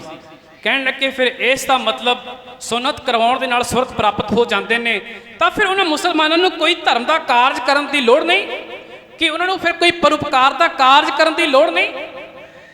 ਕਾਜੀ ਫਿਰ ਨਿਰੁੱਤਰ ਹੋ ਗਿਆ। ਕਬੀਰ ਸਾਹਿਬ ਦਾ ਜਵਾਬ ਸੀ, ਕਹਿਣ ਲੱਗੇ ਅਜਿਹੀ ਸੁਨਤ ਮੈਨੂੰ ਪ੍ਰਵਾਨ ਨਹੀਂ। ਕਾਜੀ ਡਰਾਉਂਦਾ ਧਮਕਾਉਂਦਾ ਕਹਿੰਦਾ ਵਕਤ ਦੇ ਰਾਜੇ ਦਾ ਹੁਕਮ ਹੈ ਜੇ ਤੂੰ ਸੁਨਤ ਨਾ ਕਰਵਾਈ ਤੇਰੇ ਕੋੜੇ ਮਾਰੇ ਜਾਣਗੇ। ਪਰ ਕਬੀਰ ਸਾਹਿਬ ਨਾ ਮੰਨੇ। ਫਿਰ ਜ਼ਬਰਦਸਤੀ ਕਬੀਰ ਸਾਹਿਬ ਨੂੰ ਬਾਹੋਂ ਫੜ ਕਰਕੇ ਜਦੋਂ ਸੁਨਤ ਕਰਨ ਲੱਗਾ, ਜਿਵੇਂ ਹੀ ਬਾਂਹ ਨੂੰ ਬਾਂਹ ਸਪਰਸ਼ ਹੋਈ ਇੱਕਦਮ ਤੇਜ਼ ਤਰਾਰ ਝਟਕਾ ਲੱਗਾ ਜਿਵੇਂ ਕਰੰਟ ਦਾ ਝਟਕਾ ਹੁੰਦਾ। ਪਰਾਂ ਹੋ ਕੇ ਕਾਜੀ ਵੱਜਾ ਪਰ ਟਲਦਾ ਅਜੇ ਵੀ ਨਹੀਂ। ਦੂਜੇ ਪਾਸੇ ਕਬੀਰ ਸਾਹਿਬ ਰਾਮ ਨਾਮ ਦੀ ਭਗਤੀ ਵਿੱਚ ਲੀਨ ਹੋ ਜਾਂਦੇ ਨੇ। ਕਾਜ਼ੀ ਨੇ ਆਸ-ਪਾਸ ਦੇ ਰਿਸ਼ਤੇਦਾਰਾਂ ਨੂੰ ਇਸ਼ਾਰਾ ਕੀਤਾ ਕਿ ਇਹਨੂੰ ਫੜੋ, ਇਹਨੂੰ ਪਕੜ ਕੇ ਮੇਰੇ ਕੋਲ ਲੈ ਕੇ ਆਓ, ਇਸ ਦੀ ਸੁਨਤ ਕੀਤੀ ਜਾਏਗੀ। ਜਦੋਂ ਰਿਸ਼ਤੇਦਾਰ ਤੇ ਕਾਜੀ ਆਪ ਫੜਨ ਲੱਗਾ ਤਾਂ ਉੱਥੇ ਕੇਵਲ ਪਰਛਾਵਾਂ ਹੀ ਰਹਿ ਗਿਆ ਸੀ। ਕਬੀਰ ਸਾਹਿਬ ਆਪ ਤਾਂ ਗੰਗਾ ਦੇ ਕੰਢਿਆਂ ਤੇ ਪਹੁੰਚ ਚੁੱਕੇ ਸਨ। ਜਿਹੜਾ ਕਾਜੀ ਸੀ ਉਸ ਨੂੰ ਇਹ ਪ੍ਰਤੀਤ ਹੋਣ ਲੱਗਾ ਜਿਵੇਂ ਉਹ ਅੰਨਾ ਹੋ ਗਿਆ ਹੋਵੇ। ਉਹਨੇ ਜਲਦੀ ਜਲਦੀ ਆਪਣਾ ਸਮਾਨ ਸਮੇਟਿਆ ਤੇ ਬੜਬੜ ਕਰਦਾ ਉੱਥੋਂ ਚਲਿਆ ਗਿਆ। ਇਸ ਤੋਂ ਇਲਾਵਾ 15ਵੀਂ ਸਦੀ ਦਾ ਜਿਹੜਾ ਸਮਾਂ ਸੀ, 19ਵੀਂ ਸਦੀ ਤੀਕ, ਉਦੋਂ ਇੱਕ ਧਾਰਨਾ ਸੀ ਜਦੋਂ ਤੀਕ ਤੁਹਾਡਾ ਕੋਈ ਗੁਰੂ ਨਹੀਂ ਤੁਸੀਂ ਅਧੂਰੇ ਮੰਨੇ ਜਾਂਦੇ ਹੋ ਤੇ ਨਿਗੁਰੇ ਤੋਂ ਕੋਈ ਪਾਣੀ ਤੱਕ ਨਹੀਂ ਸੀ ਪੀਂਦਾ। ਹੁਣ ਕਬੀਰ ਸਾਹਿਬ ਲਈ ਇਹ ਸਭ ਤੋਂ ਵੱਡੀ ਸਮੱਸਿਆ ਸੀ ਕਿਉਂਕਿ ਜਾਤ ਪੱਖੋਂ ਸ਼ੂਦਰ ਸਨ, ਕੋਈ ਵੀ ਉਹਨਾਂ ਨੂੰ ਆਪਣਾ ਸ਼ਾਗਿਰਦ ਬਣਾਉਣ ਨੂੰ ਤਿਆਰ ਨਹੀਂ ਸੀ। ਕਾਫੀ ਵਿਦਵਾਨਾਂ ਦੇ ਕੋਲ ਗਏ, ਹਰ ਕੋਈ ਮਨਾ ਕਰ ਦਿੰਦਾ। ਫਿਰ ਇੱਕ ਦਿਮਾਗ ਦੇ ਵਿੱਚ ਖਿਆਲ ਆਇਆ ਕਿ ਉਸ ਸਮੇਂ ਸਭ ਤੋਂ ਵਿਦਵਾਨ ਸਨ ਬਾਬਾ ਰਾਮਾਨੰਦ ਜੀ, ਉਹਨਾਂ ਦਾ ਸ਼ਿਸ਼ ਬਣਿਆ ਜਾਵੇ ਪਰ ਤਰੀਕਾ ਵੱਖਰਾ ਹੋਣਾ ਚਾਹੀਦਾ। ਰਾਮਾਨੰਦ ਜੀ ਹਰ ਰੋਜ਼ ਗੰਗਾ ਦੇ ਕੰਢੇ ਜਾਂਦੇ ਸਨ ਤੇ ਕਬੀਰ ਸਾਹਿਬ ਗੰਗਾ ਦੇ ਕੰਢੇ ਜਿਹੜੀਆਂ ਪੌੜੀਆਂ ਬਣੀਆਂ ਹੋਈਆਂ ਸਨ ਉਹਨਾਂ ਪੌੜੀਆਂ ਦੇ ਵਿੱਚ ਲੇਟ ਜਾਂਦੇ। ਇੱਕ ਦਿਨ ਠੇਡਾ ਵੱਜਾ ਤੇ ਰਾਮਾਨੰਦ ਜੀ ਦੇ ਮੁਖ ਤੋਂ ਆਵਾਜ਼ ਆਈ, ਉੱਠ ਭਾਈ, ਉੱਠ ਕੇ ਬੋਲੋ ਰਾਮ।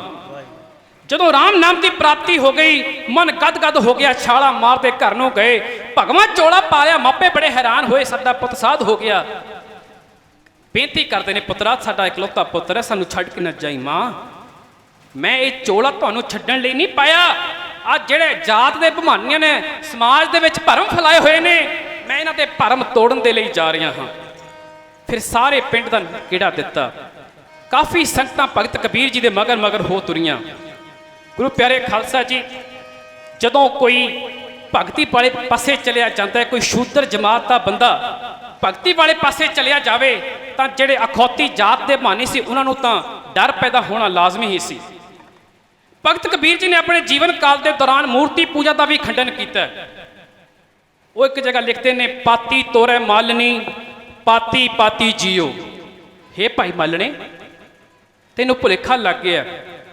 ਜਿਹੜੇ ਪੱਤੇ ਤੇ ਫੁੱਲ ਤੋੜ ਕੇ ਤੂੰ ਆਪਣੇ ਠਾਕੁਰਾਂ ਦੇ ਅੱਗੇ ਹਾਜ਼ਰ ਕਰ ਰਹੀਆਂ। ਉਹ ਠਾਕੁਰ ਬੇਜਾਨ ਨੇ, ਉਹਨਾਂ ਦੇ ਵਿੱਚ ਕੋਈ ਜਾਨ ਨਹੀਂ, ਪਰ ਜਿਹੜੇ ਪੱਤੇ ਤੂੰ ਤੋੜ ਰਹੀ ਹੈ ਉਹਨਾਂ ਦੇ ਵਿੱਚ ਜਾਨ ਹੈ, ਉਹਨਾਂ ਦੇ ਵਿੱਚ ਪ੍ਰਾਣ ਹੈ, ਇਸ ਲਈ ਪੱਤੇ ਨਾ ਤੋੜ। ਉੱਥੇ ਇੱਕ ਬ੍ਰਾਹਮਣ ਹਾਜ਼ਰ ਸੀ, ਉਸਨੇ ਸ਼ੰਕਾ ਕੀਤਾ, ਕਹਿੰਦਾ ਇਹ ਕਿਵੇਂ ਹੋ ਸਕਦਾ ਹੈ? ਤੁਸੀਂ ਨਾਸਤਿਕ ਹੋ, ਜੇਕਰ ਧੰਨਾ ਭਗਤ ਪੱਥਰਾਂ ਦੇ ਵਿੱਚੋਂ ਰੱਬ ਦੀ ਪ੍ਰਾਪਤੀ ਕਰ ਸਕਦਾ ਤਾਂ ਤੁਸੀਂ ਕਿਉਂ ਨਹੀਂ ਕਰ ਸਕਦੇ? ਹੁਣ ਕਬੀਰ ਜੀ ਨੇ ਸਮਝਦਾਰੀ ਤੋਂ ਕੰਮ ਲਿਆ। ਉਹਨਾਂ ਨੇ ਆਖਿਆ ਠੀਕ ਹੈ ਭਾਈ ਸਾਹਿਬ, ਤੁਸੀਂ ਜਿਹੜੇ ਤੁਹਾਡੇ ਠਾਕੁਰ ਨੇ, ਤੁਹਾਡੇ ਪੱਥਰਾਂ ਦੇ ਠਾਕੁਰ ਨੇ, ਮੈਨੂੰ ਦੇ ਜਾਓ, ਸ਼ਾਇਦ ਇਹ ਮੇਰੇ ਕੰਮ ਆ ਜਾਣਗੇ।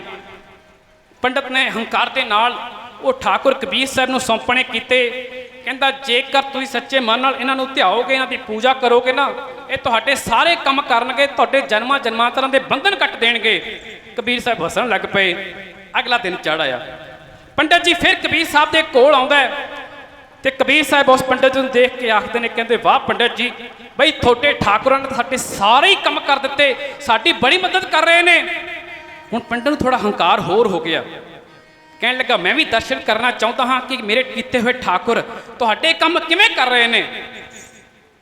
ਤਾਂ ਭਗਤ ਕਬੀਰ ਜੀ ਆਪਣੇ ਰਸੋਈ ਘਰ ਵੱਲ ਪੰਡਤ ਜੀ ਨੂੰ ਲੈ ਗਏ, ਜਿੱਥੇ ਉਹਨਾਂ ਦੀ ਪਤਨੀ ਬੀਬੀ ਲੋਈ ਜੀ ਰਸੋਈ ਦੇ ਵਿੱਚ ਮਸਾਲਾ ਪੀਸਣ ਦਾ ਕੰਮ ਕਰ ਰਹੇ ਸਨ। ਤੇ ਜਿਹੜਾ ਸਿੱਲ ਦਾ ਕੰਮ ਸੀ ਉਹਨਾਂ ਪੱਥਰਾਂ ਤੋਂ ਹੀ ਲਿਆ ਜਾ ਰਿਹਾ ਸੀ, ਜਿਹੜੇ ਪੱਥਰਾਂ ਨੂੰ ਠਾਕੁਰ ਬਣਾ ਕੇ ਪੰਡਤ ਦੇ ਕੇ ਗਿਆ ਸੀ। ਇਸ਼ਾਰਾ ਕਰਕੇ ਆਖਣ ਲੱਗੇ, ਪੰਡਤ ਜੀ ਆਓ ਵੇਖੋ, ਤੁਹਾਡੇ ਦਿੱਤੇ ਹੋਏ ਪੱਥਰ, ਤੁਹਾਡੇ ਦਿੱਤੇ ਹੋਏ ਠਾਕੁਰ ਸਾਡਾ ਮਸਾਲਾ ਪੀਸਣ ਦਾ ਕੰਮ ਕਰ ਰਹੇ ਨੇ, ਦੇਖੋ ਕਿੰਨਾ ਕੰਮ ਕਰ ਰਹੇ ਨੇ। ਹੁਣ ਪੰਡਤ ਜੀ ਸੜ ਪੜ ਗਏ, ਗੁੱਸੇ ਦੇ ਵਿੱਚ ਆਖਣ ਲੱਗੇ, ਤੁਸੀਂ ਇਹ ਘਿਨਾਉਣਾ ਕਾਰਜ ਕੀਤਾ, ਤੁਹਾਨੂੰ ਇਹਦੇ ਬਦਲੇ ਸ਼ਰਾਪ ਮਿਲੇਗਾ। ਅੱਗੋਂ ਕਬੀਰ ਜੀ ਦਾ ਜਵਾਬ ਸੀ, ਕਹਿੰਦੇ ਸ਼ਰਾਪ ਕਿਸ ਗੱਲ ਦਾ? ਜੇਕਰ ਧੰਨਾ ਭਗਤ ਕੜਕਦੀ ਹੋਈ ਧੁੱਪ ਦੇ ਵਿੱਚ ਇਸ ਪੱਥਰਾਂ ਤੋਂ ਕੰਮ ਲੈ ਸਕਦਾ ਹੈ, ਮੈਂ ਤਾਂ ਫਿਰ ਵੀ ਸ਼ਾਨਦਾਰ ਮਾਹੌਲ ਦੇ ਅੰਦਰ ਕੇਵਲ ਮਸਾਲੇ ਹੀ ਪਿਸਵਾਏ ਨੇ। ਤੱਕੋ ਬੜੇ ਪਿਆਰ ਦੇ ਨਾਲ ਗੁਰਬਾਣੀ ਦੇ ਆਧਾਰ ਤੇ ਆਪਤੇ ਅੱਗੇ ਕਵਿਤਾ ਪੇਸ਼ ਕਰਨ ਜਾ ਰਹੇ ਆ। ਜਿਵੇਂ ਗੁਰਬਾਣੀ ਦੇ ਆਧਾਰ ਤੇ ਪਰਮਾਤਮਾ ਨੂੰ ਕਿਵੇਂ ਪਾਉਣਾ ਹੈ, ਕਬੀਰ ਸਾਹਿਬ ਇਸ਼ਾਰਾ ਕਰਦੇ ਨੇ, ਤੁਹਾਡੀ ਇੱਥੇ ਤਰਜ ਟੱਪੇ ਦੇ ਵਿੱਚ ਹੈ। ਐਉਂ ਕਹਿੰਦਾ ਹੈ,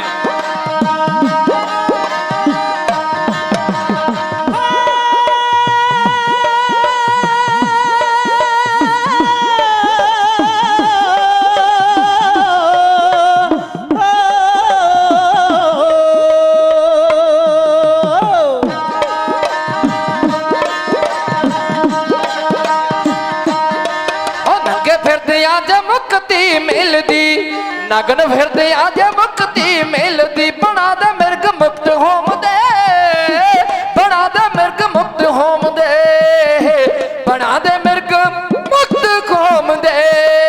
ਸਿੱਧ ਮਿਲਦੇ ਜੇ ਮੁੰਡ ਨੇ ਕਰਾਇਆ, ਸਿੱਧ ਮਿਲਦੀ ਜੇ ਮੁੰਡ ਨੇ ਕਰਾਇਆ, ਤਾਂ ਭੇਡ ਵੀ ਤਾਂ ਤਰ ਜਾਵਦੀ, ਭੇਡ ਵੀ ਤਾਂ ਤਰ ਜਾਵਦੀ, ਤਾਂ ਭੇਡ ਵੀ ਤਾਂ ਤਰ ਜਾਵਦੀ।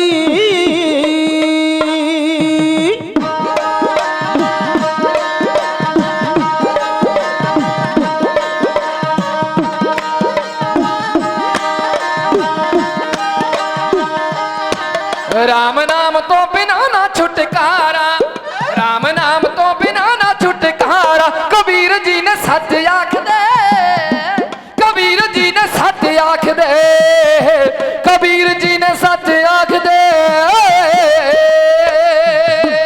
ਜੇਕਰ ਨਾਤਿਆਂ ਹੀ ਮਿਲੇ ਪਰਮਾਤਮਾ, ਜੇਕਰ ਨਾਤਿਆਂ ਹੀ ਮਿਲੇ ਪਰਮਾਤਮਾ, ਤਾਂ ਡੱਡੂਆਂ ਦੀ ਗੱਲ ਕੋਈ ਨਾ, ਤਾਂ ਡੱਡੂਆਂ ਦੀ ਗੱਲ ਕੋਈ ਨਾ, ਡੱਡੂਆਂ ਦੀ ਗੱਲ ਕੋਈ ਨਾ।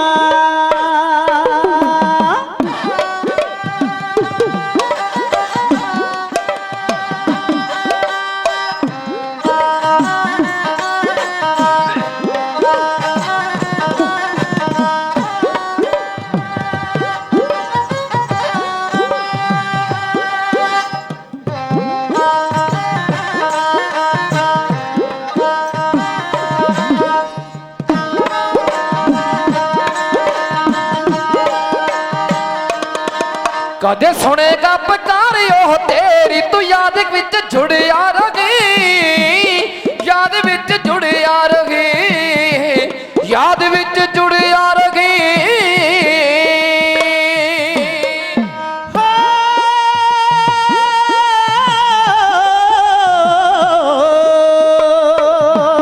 ਮੇਰੇ ਤਨ ਦੀਆਂ ਜੁੱਤੀਆਂ ਪਾਵੇ, ਮੇਰੇ ਤਨ ਦੀਆਂ ਜੁੱਤੀਆਂ ਉਹ ਪਾਵੇ ਜੋ ਸੁਪਨੇ ਚ ਰਾਮ ਬੋਲਦਾ, ਜੋ ਸੁਪਨੇ ਚ ਰਾਮ ਬੋਲਦਾ, ਜੋ ਸੁਪਨੇ ਚ ਰਾਮ ਬੋਲਦਾ।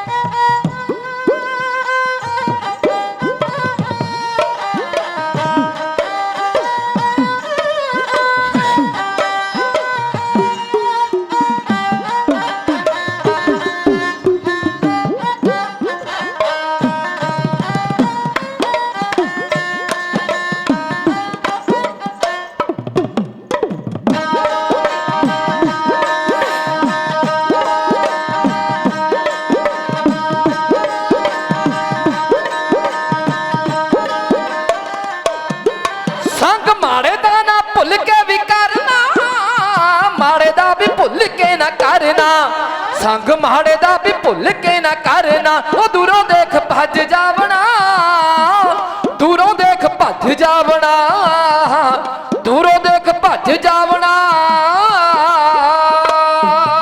ਉਹ ਜਿਹੜਾ ਦਿਨ ਰਾਤ ਦੂਣਾ ਪਿਆ ਹੋਵੇ, ਜਿਹੜਾ ਦਿਨ ਰਾਤ ਦੂਣਾ ਪਿਆ ਹੋਵੇ, ਉਹ ਸਤ ਸੰਗ ਕਰ ਬੰਦਿਆ, ਉਹ ਸਤ ਸੰਗ ਕਰ ਬੰਦਿਆ, ਉਹ ਸਤ ਸੰਗ ਕਰ ਬੰਦਿਆ।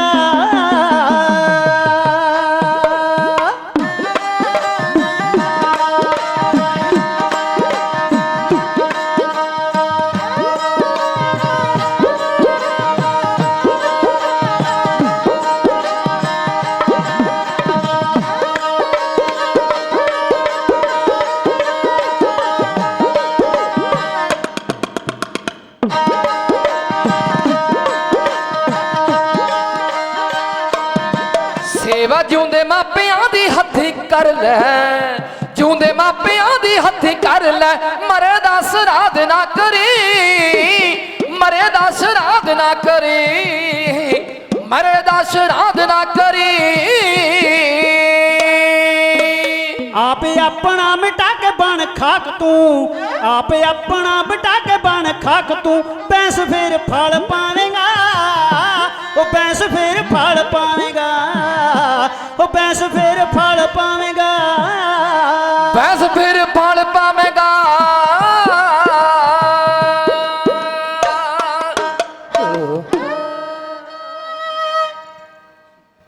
ਗੁਰੂ ਪਿਆਰੇ ਖਾਲਸਾ ਜੀ, ਜਿਵੇਂ ਕਥਾਵਾਚਕ ਭਾਈ ਸਾਹਿਬ ਭਾਈ ਸਰਬਜੀਤ ਸਿੰਘ ਜੀ ਅਖੀਰ ਦੇ ਵਿੱਚ ਜ਼ਿਕਰ ਕਰ ਰਹੇ ਸਨ ਕਿ ਸ਼੍ਰੋਮਣੀ ਭਗਤ ਕਬੀਰ ਜੀ ਨੇ ਆਪਣੇ ਘਰ ਦੀ ਪਾਈ ਪਾਈ ਨਿਲਾਮ ਕਰ ਦਿੱਤੀ ਆ ਸਾਧੂ ਸੰਤਾਂ ਦੀ ਸੇਵਾ ਦੇ ਵਿੱਚ।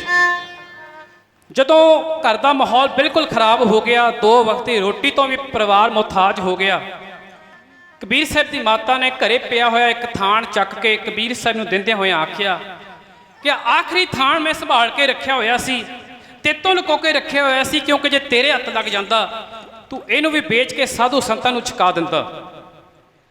ਅਖੀਰਲਾ ਥਾਣ ਬਚਿਆ ਹੋਇਆ, ਇਹਨੂੰ ਜਾ ਕੇ ਸ਼ਹਿਰ ਵੇਚ ਕੇ ਆ ਤੇ ਆਉਣ ਵਾਲੇ ਸਮੇਂ ਦੇ ਲਈ ਜਿਹੜਾ ਰਾਸ਼ਨ ਪਾਣੀ ਘਰੇ ਮੁੱਕਿਆ ਹੋਇਆ ਉਹਦਾ ਕੋਈ ਇੰਤਜ਼ਾਮ ਕਰ। ਕਬੀਰ ਸਾਹਿਬ ਮਾਤਾ ਜੀ ਤੋਂ ਥਾਣ ਲੈ ਕੇ ਬਾਜ਼ਾਰ ਵੱਲ ਨੂੰ ਚਾਲੇ ਪਾਉਂਦੇ ਨੇ। ਰਸਤੇ ਦੇ ਵਿੱਚ ਇੱਕ ਫਕੀਰ ਦੇ ਨਾਲ ਮੇਲਾ ਹੋਇਆ। ਫਕੀਰ ਨੇ ਕਬੀਰ ਸਾਹਿਬ ਨੂੰ ਸਵਾਲ ਕੀਤਾ, ਕਹਿਣ ਲੱਗੇ ਭਰਾਵਾ ਇੱਥੇ ਕਬੀਰ ਕਿੱਥੇ ਕੋ ਰਹਿੰਦਾ? ਹੁਣ ਕਬੀਰ ਸਾਹਿਬ ਹੈਰਾਨ ਕਿ ਇਹਨੂੰ ਮੇਰੇ ਨਾਲ ਕੀ ਕੰਮ। ਕਬੀਰ ਸਾਹਿਬ ਨੇ ਪੁੱਛਣਾ ਕੀਤਾ, ਕਹਿੰਦੇ ਦੱਸ ਭਾਈ ਤੈਨੂੰ ਕਬੀਰ ਨਾਲ ਕੀ ਕੰਮ ਹੈ? ਕਹਿਣ ਲੱਗੇ ਮੈਂ ਸੁਣਿਆ ਬੜਾ ਦਿਆਲੂ ਹੈ, ਆਏ ਗਏ ਸਾਧੂ ਸੰਤ ਦੀ ਬੜੀ ਸੇਵਾ ਕਰਦਾ, ਬੜਾ ਮਾਣ ਕਰਦਾ, ਬੜਾ ਆਦਰ ਕਰਦਾ। ਕਹਿਣ ਲੱਗੇ ਫਕੀਰ ਜੀ ਤੁਹਾਨੂੰ ਕੀ ਕੰਮ ਹੈ? ਕਹਿਣ ਲੱਗਾ ਮੈਂ ਕਾਫੀ ਚਿਰਾਂ ਤੋਂ ਕੱਪੜਿਆਂ ਤੋਂ ਬਿਨਾਂ ਘੁੰਮਦਾ, ਮੇਰੇ ਕੋਲ ਆਹੀ ਫਾਟੇ ਪੁਰਾਣੇ ਹੋਏ ਕੱਪੜੇ ਨੇ, ਮੈਂ ਉਹਦੇ ਕੋਲੋਂ ਕੋਈ ਕੱਪੜਾ ਲੈ ਲਿਆਂਗਾ।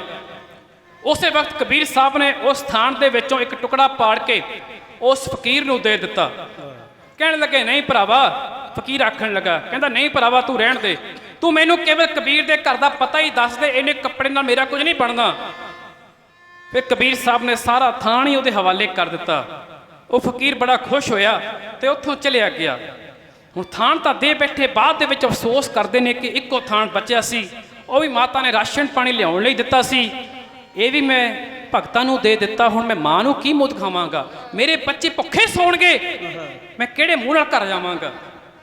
ਇੱਕ ਸਾਈਡ ਤੇ ਬੈਠ ਕੇ ਗੰਗਾ ਦੇ ਕੰਢਿਆਂ ਉਸ ਦਾਤੇ ਦੇ ਨਾਲ ਗੱਲਾਂ ਕਰਦੇ ਨੇ, ਕਿਉਂਕਿ ਜਿਹੜੇ ਰੱਬ ਦੇ ਪਿਆਰੇ ਹੁੰਦੇ ਨਾ, ਉਹਨਾਂ ਦੀ ਰੱਬ ਦੇ ਨਾਲ ਸਿੱਧੀ ਵਾਰਤਾਲਾਪ ਹੁੰਦੀ ਹੈ। ਉਸ ਰੱਬ ਨੂੰ ਗੱਲਾਂ ਕਰਦੇ ਹੋਏ ਕਹਿੰਦੇ ਨੇ ਕਿ ਹੇ ਪਰਮਾਤਮਾ, ਮੈਂ ਲੋਕਾਂ ਨੂੰ ਤੇਰੇ ਨਾਮ ਦਾ ਸਹਾਰਾ ਦਿੰਦਾ ਹਾਂ ਕਿ ਤੂੰ ਹਰ ਦੁੱਖ ਸੁੱਖ ਦੇ ਵਿੱਚ ਆਪਣੇ ਬੱਚਿਆਂ ਦੀ ਰਾਖੀ ਕਰਦਾ ਹੈ। ਹੁਣ ਤੇਰੇ ਬੱਚੇ ਦੀ ਪ੍ਰੀਖਿਆ ਦੀ ਘੜੀ ਹੈ, ਤੂੰ ਆਪ ਕੋਈ ਕੌਤਕ ਵਰਤਾ। ਕਹਿੰਦੇ ਨੇ ਉਸ ਦਾਤੇ ਨੇ, ਉਹ ਜਿਹੜਾ ਫਕੀਰ ਸੀ ਉਹ ਕੋਈ ਹੋਰ ਨਹੀਂ, ਉਹ ਆਪ ਉਹ ਸੱਚਾ ਦਾਤਾ ਭਗਤ ਕਬੀਰ ਜੀ ਦੀ ਪ੍ਰੀਖਿਆ ਲੈਣ ਦੇ ਲਈ ਆਇਆ ਸੀ ਕਿ ਮੇਰਾ ਭਗਤ ਕਿਤੇ ਡੋਲ ਤਾਂ ਨਹੀਂ ਰਿਹਾ। ਉਸ ਦਾਤੇ ਨੇ ਆਪ ਸ਼ਾਹੂਕਾਰ ਦਾ ਰੂਪ ਧਾਰ ਕੇ ਇੱਕ ਵੱਡਾ ਸਾਰਾ ਗੱਡਾ ਰਾਸ਼ਨ ਪਾਣੀ ਦਾ ਤਿਆਰ ਕਰਕੇ ਕਬੀਰ ਸਾਹਿਬ ਦੇ ਘਰੇ ਪਹੁੰਚਾਣਾ ਕੀਤਾ। ਮਾਪੇ ਵੇਖ ਕੇ ਹੈਰਾਨ ਕਿ ਸਮਾਨ ਕਿਹਦੇ ਲਈ ਆਇਆ। ਉਸ ਸ਼ਾਹੂਕਾਰ ਨੇ ਸਾਰੀ ਗੱਲ ਦੱਸੀ, ਕਹਿੰਦਾ ਕਬੀਰ ਸਾਹਿਬ ਪਿੱਛੇ ਆ ਰਹੇ ਨੇ, ਉਹ ਜਿਹੜਾ ਥਾਣ ਤੁਸੀਂ ਦਿੱਤਾ ਸੀ ਉਹਦੇ ਬਦਲੇ ਇਹ ਸਮਾਨ ਆਇਆ। ਮਾਪੇ ਬੜੇ ਹੈਰਾਨ ਕਿ ਇੱਕ ਥਾਣ ਦੇ ਬਦਲੇ ਗੱਡਾ ਭਰ ਕੇ ਸਮਾਨ। ਜਦੋਂ ਕਬੀਰ ਸਾਹਿਬ ਵਾਪਸ ਆਏ, ਉਹਨਾਂ ਨੂੰ ਇਹ ਸਵਾਲ ਪੁੱਛਿਆ, ਕਿਉਂਕਿ ਉਹ ਤਾਂ ਡਰੇ ਹੋਏ ਸਨ ਕਿ ਮੈਨੂੰ ਗੱਲਾਂ ਸੁਣਨ ਨੂੰ ਮਿਲ ਲੱਗੀਆਂ। ਜਦੋਂ ਸਾਰੀ ਗੱਲ ਦੱਸੀ ਤਾਂ ਰਮਜ ਸਮਝ ਗਏ, ਕਹਿਣ ਲੱਗੇ ਮੇਰੇ ਦਾਤੇ ਨੇ ਆਪਣਾ ਕੌਤਕ ਵਰਤਾ ਦਿੱਤਾ। ਹਰ ਪਾਸੇ ਕਬੀਰ ਸਾਹਿਬ ਦੀ ਚੜ੍ਹਦੀ ਕਲਾ ਹੋ ਰਹੀ ਸੀ, ਪਰ ਜਿਹੜੇ ਅਖੌਤੀ ਜਾਤ ਬਹਾਨੀ ਸਨ, ਉਹਨਾਂ ਨੂੰ ਇਹ ਗੱਲ ਹਜ਼ਮ ਨਹੀਂ ਸੀ ਹੋ ਰਹੀ। ਉਹਨਾਂ ਨੂੰ ਡਰ ਪੈਦਾ ਹੋ ਗਿਆ ਕਿ ਸਾਡੀ ਝੂਠ ਦੀ ਦੁਕਾਨ ਬੰਦ ਹੋ ਜਾਵੇਗੀ। ਦੂਜੇ ਪਾਸੇ ਜਿਹੜਾ ਮੁਸਲਮਾਨ ਪੱਖ ਸੀ, ਉਹਨਾਂ ਨੂੰ ਇਹ ਡਰ ਪੈਦਾ ਹੋ ਗਿਆ ਕਿ ਮੁਸਲਮਾਨਾਂ ਦਾ ਲੜਕਾ, ਇਹਨੇ ਸੁੰਨਤ ਨਹੀਂ ਕਰਵਾਈ, ਜੇ ਇਸੇ ਤਰ੍ਹਾਂ ਚੱਲਦਾ ਰਿਹਾ ਤਾਂ ਮੁਸਲਮਾਨ ਧਰਮ ਦੇ ਲਈ ਖਤਰਾ ਸਾਬਤ ਹੋ ਸਕਦਾ ਹੈ। ਕੱਲ੍ਹ ਨੂੰ ਕਿਸੇ ਵੀ ਬੱਚੇ ਨੇ ਸੁੰਨਤ ਨਹੀਂ ਕਰਵਾਉਣੀ, ਇਸ ਨੂੰ ਬਾਦਸ਼ਾਹ ਦੇ ਅੱਗੇ ਪੇਸ਼ ਕਰਨਾ ਚਾਹੀਦਾ। ਇਹ ਦੋਵੇਂ ਪੱਖ ਪਹੁੰਚਦੇ ਨੇ ਬਾਦਸ਼ਾਹ ਸਿਕੰਦਰ ਲੋਧੀ ਦੇ ਦਰਬਾਰ ਦੇ ਵਿੱਚ। ਇਹਨਾਂ ਨੇ ਆਪਣੇ ਪੱਖ ਰੱਖੇ ਹੈ। ਜਦੋਂ ਬਾਦਸ਼ਾਹ ਨੇ ਦੋਵੇਂ ਪੱਖ ਸੁਣੇ, ਉਸ ਨੇ ਕਬੀਰ ਸਾਹਿਬ ਨੂੰ ਆਪਣੇ ਦਰਬਾਰ ਦੇ ਵਿੱਚ ਤਲਬ ਕੀਤਾ। ਪਿਆਦੇ ਭੇਜੇ ਗਏ, ਪਿਆਦੇ ਕਬੀਰ ਸਾਹਿਬ ਨੂੰ ਹੱਥ ਕੜੀਆਂ ਦੇ ਵਿੱਚ ਜਕੜ ਕੇ ਲੈ ਕੇ ਆਉਂਦੇ ਨੇ। ਕਬੀਰ ਸਾਹਿਬ ਨੂੰ ਪਹਿਲਾ ਸਵਾਲ ਕੀਤਾ ਗਿਆ, ਕਹਿੰਦੇ ਤੇਰੇ ਪਿਤਾ ਦਾ ਕੀ ਨਾਂ ਹੈ? ਕਬੀਰ ਸਾਹਿਬ ਦਾ ਜਵਾਬ ਸੀ, ਮੇਰੇ ਪਿਤਾ ਦਾ ਨਾਂ ਹੈ ਰਾਮ। ਕਹਿਣ ਲੱਗੇ ਨਹੀਂ ਨਹੀਂ ਨਹੀਂ, ਮੈਂ ਤੇਰੇ ਅਸਲ ਪਿਤਾ ਦਾ ਨਾਂ ਪੁੱਛ ਰਿਹਾ। ਕਹਿਣ ਲੱਗਾ ਮੇਰੇ ਦੁਨਿਆਵੀ ਪਿਤਾ ਦਾ ਨਾਂ ਹੈ ਨੀਰੋ ਤੇ ਅਸਲ ਪਿਤਾ ਦਾ ਨਾਂ ਹੈ ਰਾਮ। ਬਾਦਸ਼ਾਹ ਨੂੰ ਗੁੱਸਾ ਚੜ ਗਿਆ, ਕਹਿੰਦਾ ਓਏ ਕਾਫਰਾ, ਲੈ ਕੇ ਮੁਸਲਮਾਨਾਂ ਦੇ ਘਰੇ ਜਨਮ ਤੇ ਰਾਮ ਨਾਮ ਜਪਦਾ, ਤੇਰੇ ਕੋਲ ਦੋ ਹੀ ਆਪਸ਼ਨ ਨੇ, ਦੋ ਹੀ ਰਸਤੇ ਨੇ, ਜਾਂ ਤੇ ਤੂੰ ਪੱਕਾ ਇਸਲਾਮ ਧਾਰਨ ਕਰ ਲੈ, ਜਾਂ ਫਿਰ ਤੈਨੂੰ ਅਸੀਂ ਗੰਗਾ ਦੇ ਵਿੱਚ ਡੋਬ ਕੇ ਮਾਰ ਦੇਣਾ। ਕਬੀਰ ਸਾਹਿਬ ਨੇ ਆਖਿਆ ਕਿ ਮੈਂ ਰਾਮ ਦੇ ਰਮ ਵਿੱਚ ਰਮਿਆ ਹੋਇਆ ਹਾਂ, ਮੈਂ ਹੋਰ ਕੁਝ ਨਹੀਂ ਆਖ ਸਕਦਾ, ਤੁਸੀਂ ਜੋ ਕੁਝ ਕਰਨਾ ਚਾਹੁੰਦੇ ਹੋ ਕਰ ਲਓ, ਤੇ ਜੋ ਮੇਰੇ ਕਰਤਾਰ ਨੂੰ, ਜੋ ਮੇਰੇ ਰਾਮ ਨੂੰ ਪਾਏਗਾ, ਉਹ ਆਪਣਾ ਕੌਤਕ ਵਰਤਾ ਦੇਗਾ। ਲਓ ਜੀ, ਹੁਣ ਫਰਮਾਨ ਜਾਰੀ ਕੀਤਾ ਗਿਆ ਕਿ ਕਬੀਰ ਸਾਹਿਬ ਨੂੰ ਸੰਗਲਾਂ ਦੇ ਨਾਲ ਬੰਨ੍ਹ ਕੇ ਗੰਗਾ ਦੇ ਵਿੱਚ ਸੁੱਟਿਆ ਜਾਣਾ ਹੈ। ਪਾਪੀ ਇਕੱਠੇ ਹੋ ਕੇ ਕਬੀਰ ਸਾਹਿਬ ਨੂੰ ਬੰਨ੍ਹ ਕੇ ਸੰਗਲਾਂ ਦੇ ਨਾਲ ਹੁਣ ਗੰਗਾ ਦੇ ਵਿੱਚ ਸੁੱਟਣ ਜਾ ਰਹੇ ਨੇ ਕਿ ਕਿਧਰੇ ਤੈਰ ਕੇ ਬਾਹਰ ਨਾ ਆ ਜਾਣ, ਇਸ ਲਈ ਸੰਗਲਾਂ ਨਾਲ ਬੰਨ੍ਹਿਆ ਗਿਆ। ਪਰ ਉਸ ਦਾਤੇ ਨੇ ਆਪਣਾ ਖੇਡ ਦਿਖਾਇਆ, ਕੌਤਕ ਵਿਖਾਇਆ। ਐਸੀ ਲਹਿਰ ਸਮੁੰਦਰ ਦੇ ਵਿੱਚ ਉੱਠੀ, ਗੰਗਾ ਦੇ ਵਿੱਚ ਉੱਠੀ ਕਿ ਉਹ ਸੰਗਲ ਆਪਣੇ ਆਪ ਟੁੱਟ ਗਏ ਤੇ ਉਹਨਾਂ ਲਹਿਰਾਂ ਦੇ ਵਿੱਚ ਵਲ ਖਾਂਦੇ ਹੋਏ ਕਬੀਰ ਸਾਹਿਬ ਮਿਰਗ ਛਾਲਾਂ ਦੇ ਉੱਪਰ ਇਉਂ ਤਰਦੇ ਨਜ਼ਰ ਆਏ ਜਿਵੇਂ ਪਾਣੀ ਦੇ ਉੱਤੇ ਕਮਲ ਦਾ ਫੁੱਲ ਤਰਦਾ। ਪਾਪੀਆਂ ਦੀ ਚਾਲ ਫੇਲ ਹੋਈ। ਜਾਤ ਧਰਮਾਨੀ ਫਿਰ ਪਹੁੰਚੇ, ਕਹਿੰਦੇ ਇਸ ਵਾਰ ਕਬੀਰ ਨੇ ਕੋਈ ਜਾਦੂ ਵਿਖਾ ਦਿੱਤਾ, ਤੁਸੀਂ ਸਾਡੀ ਗੱਲ ਮੰਨੋ, ਉਹਨੂੰ ਕੋਈ ਹੋਰ ਸਜ਼ਾ ਦਿਓ। ਫਿਰ ਸ਼ਹਿਰ ਦੇ ਅੰਦਰ ਇੱਕ ਵੱਡੀ ਸਾਰੀ ਚਿਖਾ ਤਿਆਰ ਕੀਤੀ ਗਈ। ਉਸ ਚਿਖਾ ਦੇ ਉੱਤੇ ਹੁਣ ਕਬੀਰ ਸਾਹਿਬ ਨੂੰ ਬਿਠਾਇਆ ਜਾਣਾ, ਬਿਠਾ ਦਿੱਤਾ ਗਿਆ, ਅੱਗ ਵੀ ਲਗਾ ਦਿੱਤੀ ਗਈ।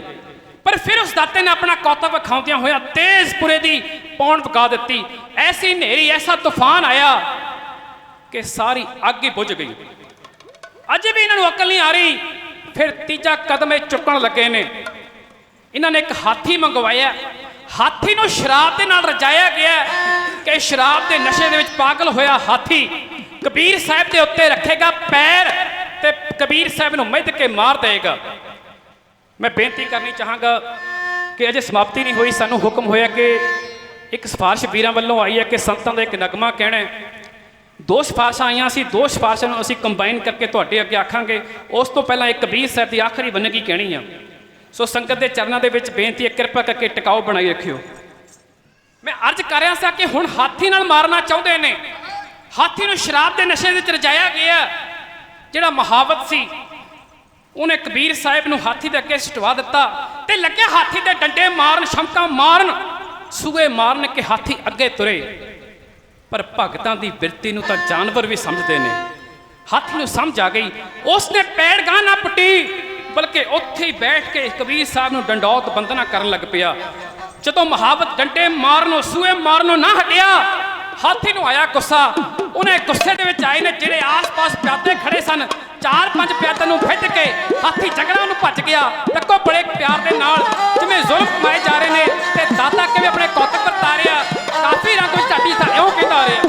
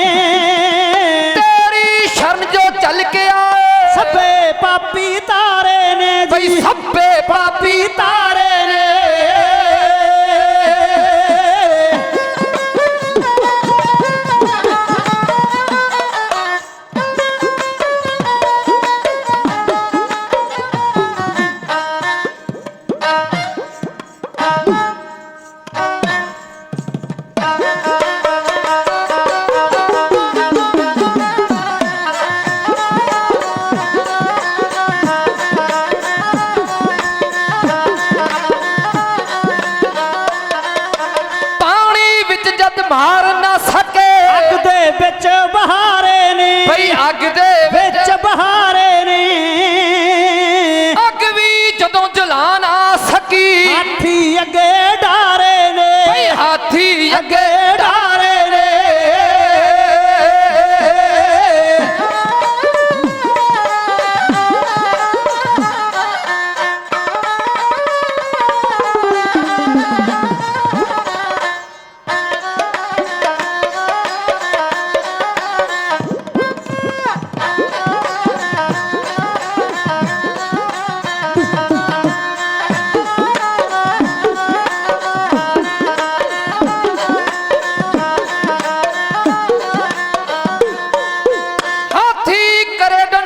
ਬੰਦਨਾ ਫੌਜ ਦੇ ਤਾਈ ਲਤਾੜੇ ਨੇ ਬਈ ਫੌਜ ਦੇ ਤਾਈ ਲਤਾੜੇ ਨੇ ਹਿੰਦੂ ਮੁਸਲਮਾਨ ਵੀ ਸਾਰੇ ਰਲ ਕਰਦੇ ਨਮਸਕਾਰੇ ਨੇ ਰਲ ਕਰਦੇ ਨਮਸਕਾਰੇ ਨੇ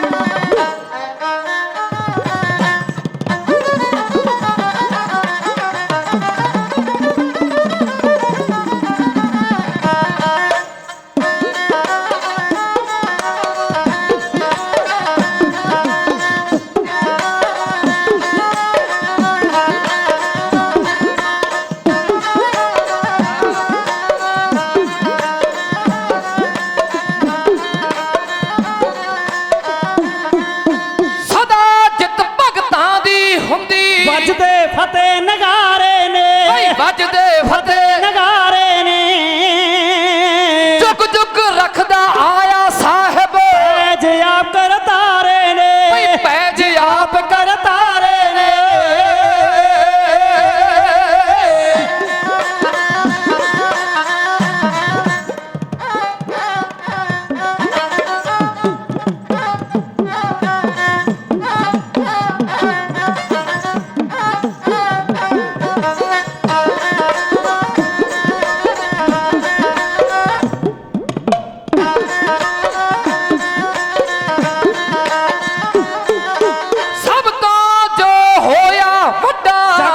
ਅਮਰ ਪਸਾਰੇ ਨੇ ਜੱਗ ਵਿੱਚ ਅਮਰ ਪਸਾਰੇ ਨੇ ਚੰਨ ਹੀਰਾ ਤੇ ਬੈਸ ਵੀ ਸਾਰੇ ਬੈਸ ਡਿੱਗੇ ਦੁਆਰੇ ਨੇ ਆ ਬੈਸ ਵੀ ਡਿੱਗੇ ਦੁਆਰੇ ਨੇ ਧੰਨ ਧੰਨ ਭਗਤ ਕਬੀਰ ਪਿਆਰੇ ਤੇਰੇ ਰੰਗ ਨਿਆਰੇ ਨੇ ਹਾਂਜੀ ਤੇਰੇ ਰੰਗ ਨਿਆਰੇ ਨੇ ਹਾਂਜੀ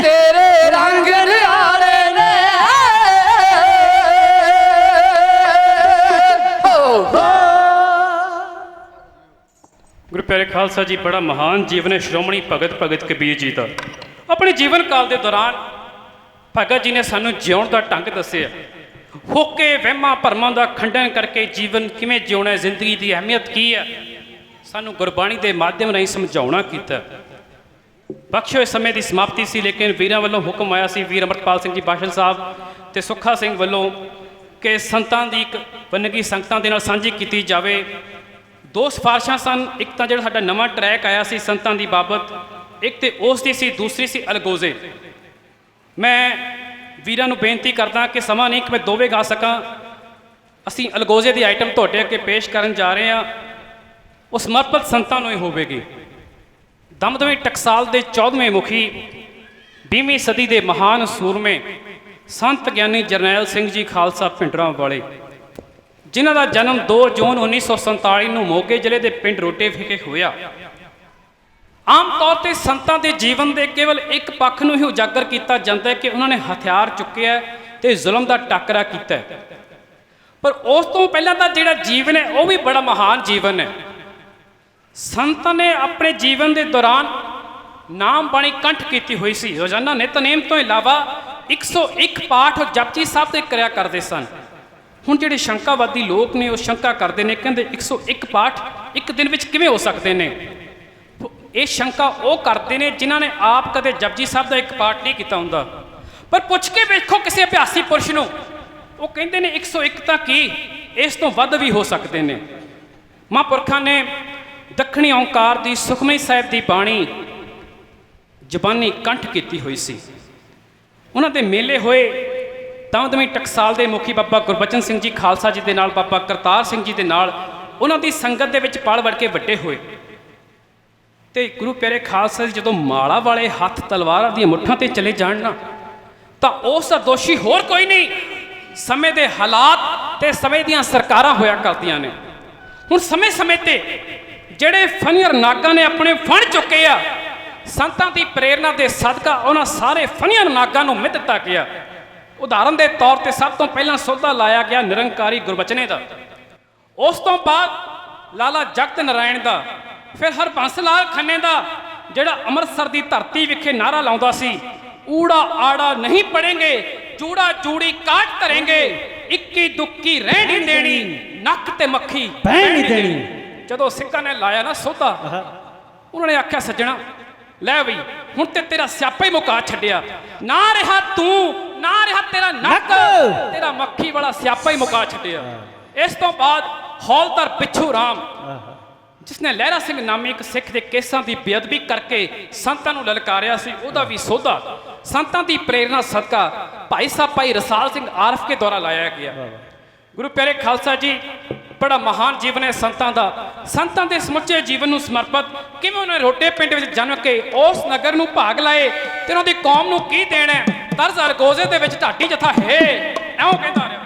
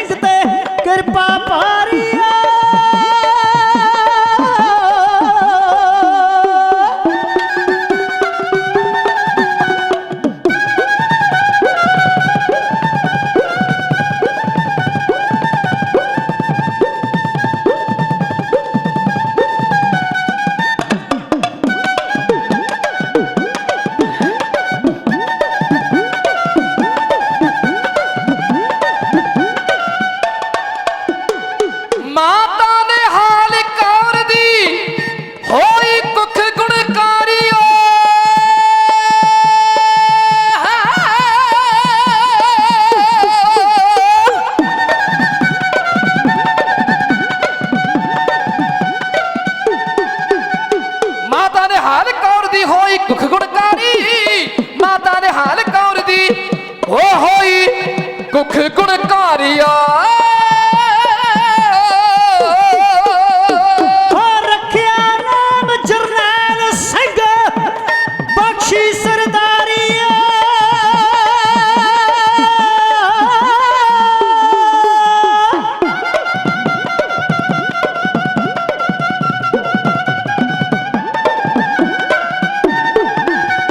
ਰੱਖਿਆ ਨਾਮ ਜਰਨੈਲ ਸਿੰਘ ਬਖਸ਼ੀ ਸਰਦਾਰੀ ਰੱਖਿਆ ਨਾਮ ਜਰਨੈਲ ਸਿੰਘ ਬਖਸ਼ੀ ਸਰਦਾਰੀ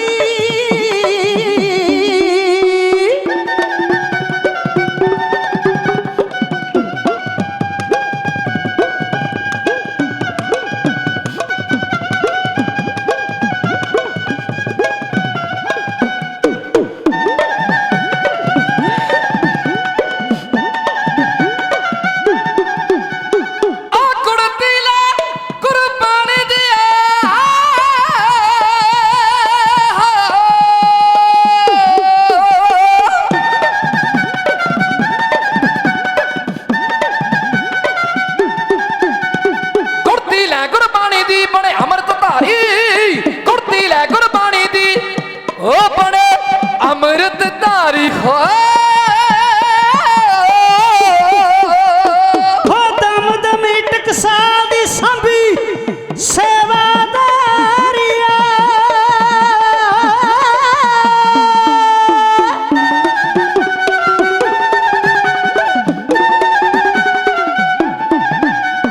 ਦਮ ਦਮੀ ਟਕਸਾਲ ਦੀ ਸੰਭੀ ਸੇਵਾਦਾਰੀ ਦਮ ਦਮੀ ਟਕਸਾਲ ਦੀ ਸੰਭੀ ਸੇਵਾਦਾਰੀ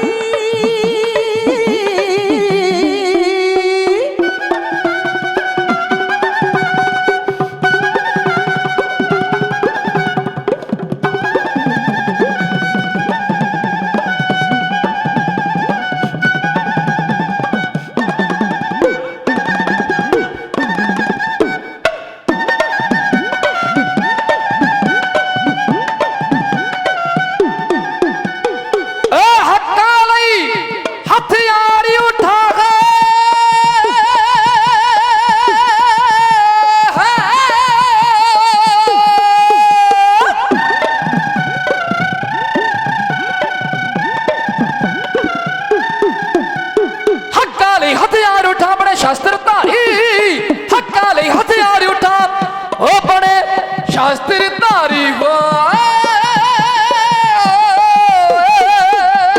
ਜਸ ਹੋਵੇ ਵਿੱਚ ਸੰਸਾਰ ਦੇ ਬੈਸ ਸ਼ਾਨ ਨਿਆਰੀਆ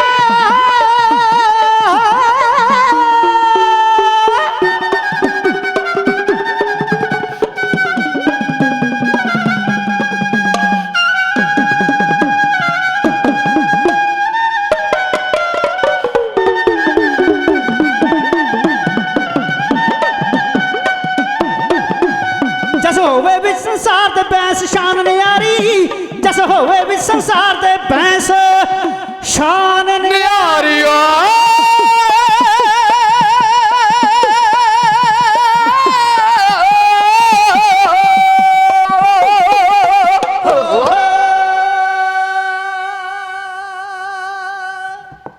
ਗੁਰੂ ਪਿਆਰੇ ਖਾਲਸਾ ਜੀ, ਆਏ ਹੋਈਆਂ ਸਮੁੱਚੀਆਂ ਸੰਗਤਾਂ ਦਾ ਧੰਨਵਾਦ।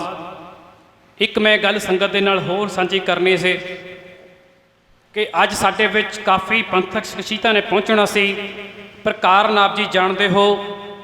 ਸ਼੍ਰੋਮਣੀ ਗੁਰਦੁਆਰਾ ਪ੍ਰਬੰਧਕ ਕਮੇਟੀ ਦੇ ਜੂਨੀਅਰ ਮੀਤ ਪ੍ਰਧਾਨ ਪ੍ਰਿੰਸੀਪਲ ਸੁਰਿੰਦਰ ਸਿੰਘ ਜੀ, ਜੋ ਪਿਛਲੀ ਰਾਤ ਅਕਾਲ ਚਲਾਣਾ ਕਰ ਗਏ, ਸਮੁੱਚੀਆਂ ਪੰਥਕ ਸ਼ਖਸੀਅਤਾਂ ਨੂੰ ਉੱਥੇ ਪਹੁੰਚਣਾ ਪਿਆ। ਇਸ ਕਾਰਨ ਉਹ ਇੱਥੇ ਹਾਜ਼ਰੀ ਨਾ ਲਗਵਾ ਸਕੇ।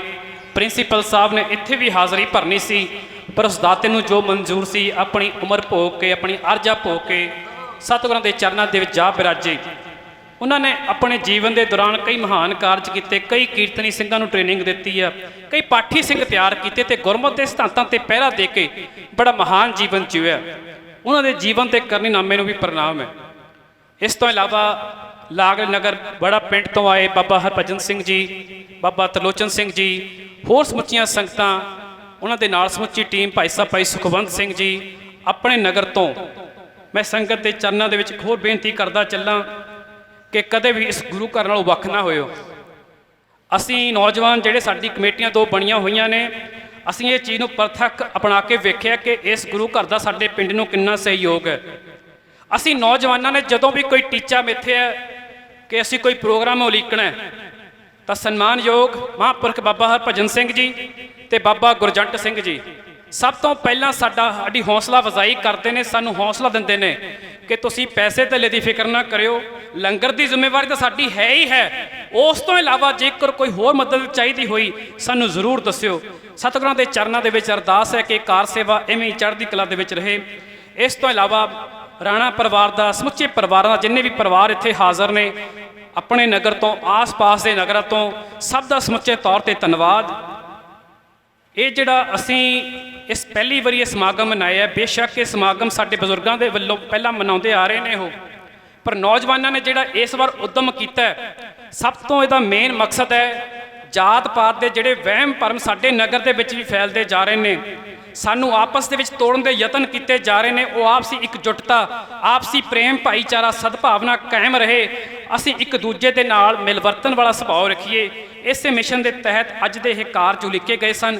ਸਤਿਗੁਰਾਂ ਨੇ ਆਪ ਅੰਗ ਸੰਗ ਸਹਾਈ ਹੋ ਕੇ ਸਾਡੇ ਕਾਰਜ ਸਫਲੇ ਕੀਤੇ ਨੇ। ਆਈਆਂ ਹੋਈਆਂ ਸਮੁੱਚੀਆਂ ਸੰਗਤਾਂ ਦਾ ਧੰਨਵਾਦ, ਮਹਾਂਪੁਰਖਾਂ ਦਾ ਧੰਨਵਾਦ। ਅਤੀ ਸਨਮਾਨਯੋਗ ਬਾਬਾ ਜੀ ਹਰਦੀਪ ਸਿੰਘ ਜੀ ਗੁਰਦੁਆਰਾ ਬਾਬਾ ਸਤਨਾਮ ਜੀ ਰੋਪਣ ਤੋਂ, ਉਹਨਾਂ ਦੇ ਨਾਲ ਭਾਈ ਬਿਮਲ ਸਿੰਘ ਜੀ, ਹੋਰ ਵੀ ਬੇਅੰਤ ਸੰਗਤਾਂ ਇੱਥੇ ਹਾਜ਼ਰੀਨ ਨੇ, ਸਭ ਦਾ ਧੰਨਵਾਦ, ਕੋਟ ਕੋਟ ਧੰਨਵਾਦ। ਸਾਹਿਬ ਸਤਿਗੁਰੂ ਸ੍ਰੀ ਗੁਰੂ ਗ੍ਰੰਥ ਸਾਹਿਬ ਜੀ ਮਹਾਰਾਜ ਜੀ ਦਾ, ਜਿਹੜੇ ਆਪਣੇ ਖੁੱਲੇ ਦਰਸ਼ਨ ਦਿਦਾਰੇ ਬਖਸ਼ ਕੇ ਸੰਗਤਾਂ ਨੂੰ ਨਿਹਾਲ ਕਰ ਰਹੇ ਨੇ। ਮੈਂ ਦੁਬਾਰਾ ਫਿਰ ਮੁਆਫੀ ਮੰਗਦਾ ਹਾਂ, ਮੈਂ ਕਿਸੇ ਵੀ ਨਗਰ ਦੇ ਸੱਜਣ ਦਾ ਨਾਮ ਨਹੀਂ ਲਿਆ ਕਿਉਂਕਿ ਸਮਾਂ ਨਹੀਂ ਸੀ। ਜੇ ਸਮਾਂ ਹੁੰਦਾ ਤਾਂ ਮੈਂ ਜ਼ਰੂਰ ਆਪ ਜੀ ਦੇ ਨਾਂ ਲੈਂਦਾ। ਇਸ ਗਲਤੀ ਦੀ ਮੈਨੂੰ ਮੁਆਫੀ ਦੇ ਦੇਣਾ। ਜਥੇ ਵਿੱਚ ਸਾਥ ਨਿਭਾ ਰਹੇ ਸਨ ਭਾਈ ਸਾਹਿਬ ਭਾਈ ਜਗਦੀਸ਼ ਸਿੰਘ ਜੀ ਚੰਨ, ਹਰਜਿੰਦਰ ਸਿੰਘ ਜੀ ਹੀਰਾ, ਸਰੰਗੀ ਮਾਸਟਰ ਪ੍ਰੋਫੈਸਰ ਗੁਰਪ੍ਰੀਤ ਪਾਲ ਸਿੰਘ ਜੀ, ਅਮਰਗੜ੍ਹ ਮਲੇਰਕੋਟਲਾ ਦਾਸ, ਆਪ ਜੀ ਦਾ ਅਜ਼ੀਜ਼ ਗੁਰਿੰਦਰ ਸਿੰਘ ਬੈਂਸ, ਪਿੰਡ ਤੇ ਡਾਕ ਭਰਤਗੜ੍ਹ ਜ਼ਿਲ੍ਹਾ ਰੋਪੜ, ਆਪ ਜੀ ਦਾ ਬੱਚਾ ਸਪੁੱਤਰ ਇੰਟਰਨੈਸ਼ਨਲ ਗੋਲਡ ਮੈਡਲਿਸਟ ਢਾਡੀ ਗਿਆਨੀ ਪ੍ਰਿਤਪਾਲ ਸਿੰਘ ਜੀ ਬੈਂਸ, ਆਪ ਜੀ ਨੂੰ ਫਤਿਹ ਅਰਜ਼ ਕਰਦੇ ਹਾਂ। ਤੇ ਖਾਸ ਤੌਰ ਤੇ ਧੰਨਵਾਦ ਮੈਂ ਇਹ ਜ਼ਿਕਰ ਕਰਨਾ ਭੁੱਲ ਗਿਆ, ਇਸ ਵੀਰ ਨੇ ਪਹਿਲੀ ਵਾਰੀ ਸਾਊਂਡ ਦੀ ਸੇਵਾ ਇਸ ਗੁਰੂ ਘਰ ਦੇ ਵਿੱਚ ਕੀਤੀ ਆ। ਜਦੋਂ ਅਸੀਂ ਇਹਦੇ ਨਾਲ ਕੰਟੈਕਟ ਕੀਤਾ ਕਿ ਸਾਊਂਡ ਦੀ ਸੇਵਾ ਤੇ ਤੋਂ ਲੈਣੀ ਆ, ਅਸੀਂ ਪੁੱਛਿਆ ਕਿੰਨੇ ਪੈਸੇ ਲਏਗਾ, ਕਹਿੰਦਾ ਪੈਸੇ ਪੂਸੇ ਦੀ ਗੱਲ ਤੁਸੀਂ ਛੱਡੋ, ਮੇਰੀ ਸੇਵਾ ਹੀ ਸਤਿਗੁਰਾਂ ਦੇ ਚਰਨਾਂ ਵਿੱਚ ਪ੍ਰਵਾਨ ਹੋ ਜਾਵੇ। ਅਸੀਂ ਵੀਰ ਦਾ ਵੀ ਧੰਨਵਾਦ ਕਰਦੇ ਹਾਂ, ਬਿਹਤਰੀਨ ਸਾਊਂਡ ਦੀ ਕੁਆਲਿਟੀ ਇਹਨਾਂ ਨੇ ਪੇਸ਼ ਕੀਤੀ ਹੈ। ਤੇ ਇਸ ਜਿਹੜਾ ਸਾਰਾ ਸਮਾਗਮ ਹੋਇਆ, ਇਸ ਨੂੰ ਵਿਜ਼ਨ ਟੀਵੀ ਉੱਤੇ ਰਿਕਾਰਡ ਕੀਤਾ ਜਾ ਰਿਹਾ, ਜਿਹੜਾ ਬਾਅਦ ਪ੍ਰਸਾਰਿਤ ਕੀਤਾ ਜਾਵੇਗਾ। ਇਹਨਾਂ ਦੀ ਸਮੁੱਚੀ ਟੀਮ ਦਾ ਧੰਨਵਾਦ। ਫਤਿਹ ਅਰਜ਼ ਕਰਦੇ ਹਾਂ ਜੀ, ਪਿਆਰ ਸਹਿਤ ਫਤਿਹ ਪ੍ਰਵਾਨ ਕਰੋ। ਵਾਹਿਗੁਰੂ ਜੀ ਕਾ ਖਾਲਸਾ, ਵਾਹਿਗੁਰੂ ਜੀ ਕੀ ਫਤਿਹ।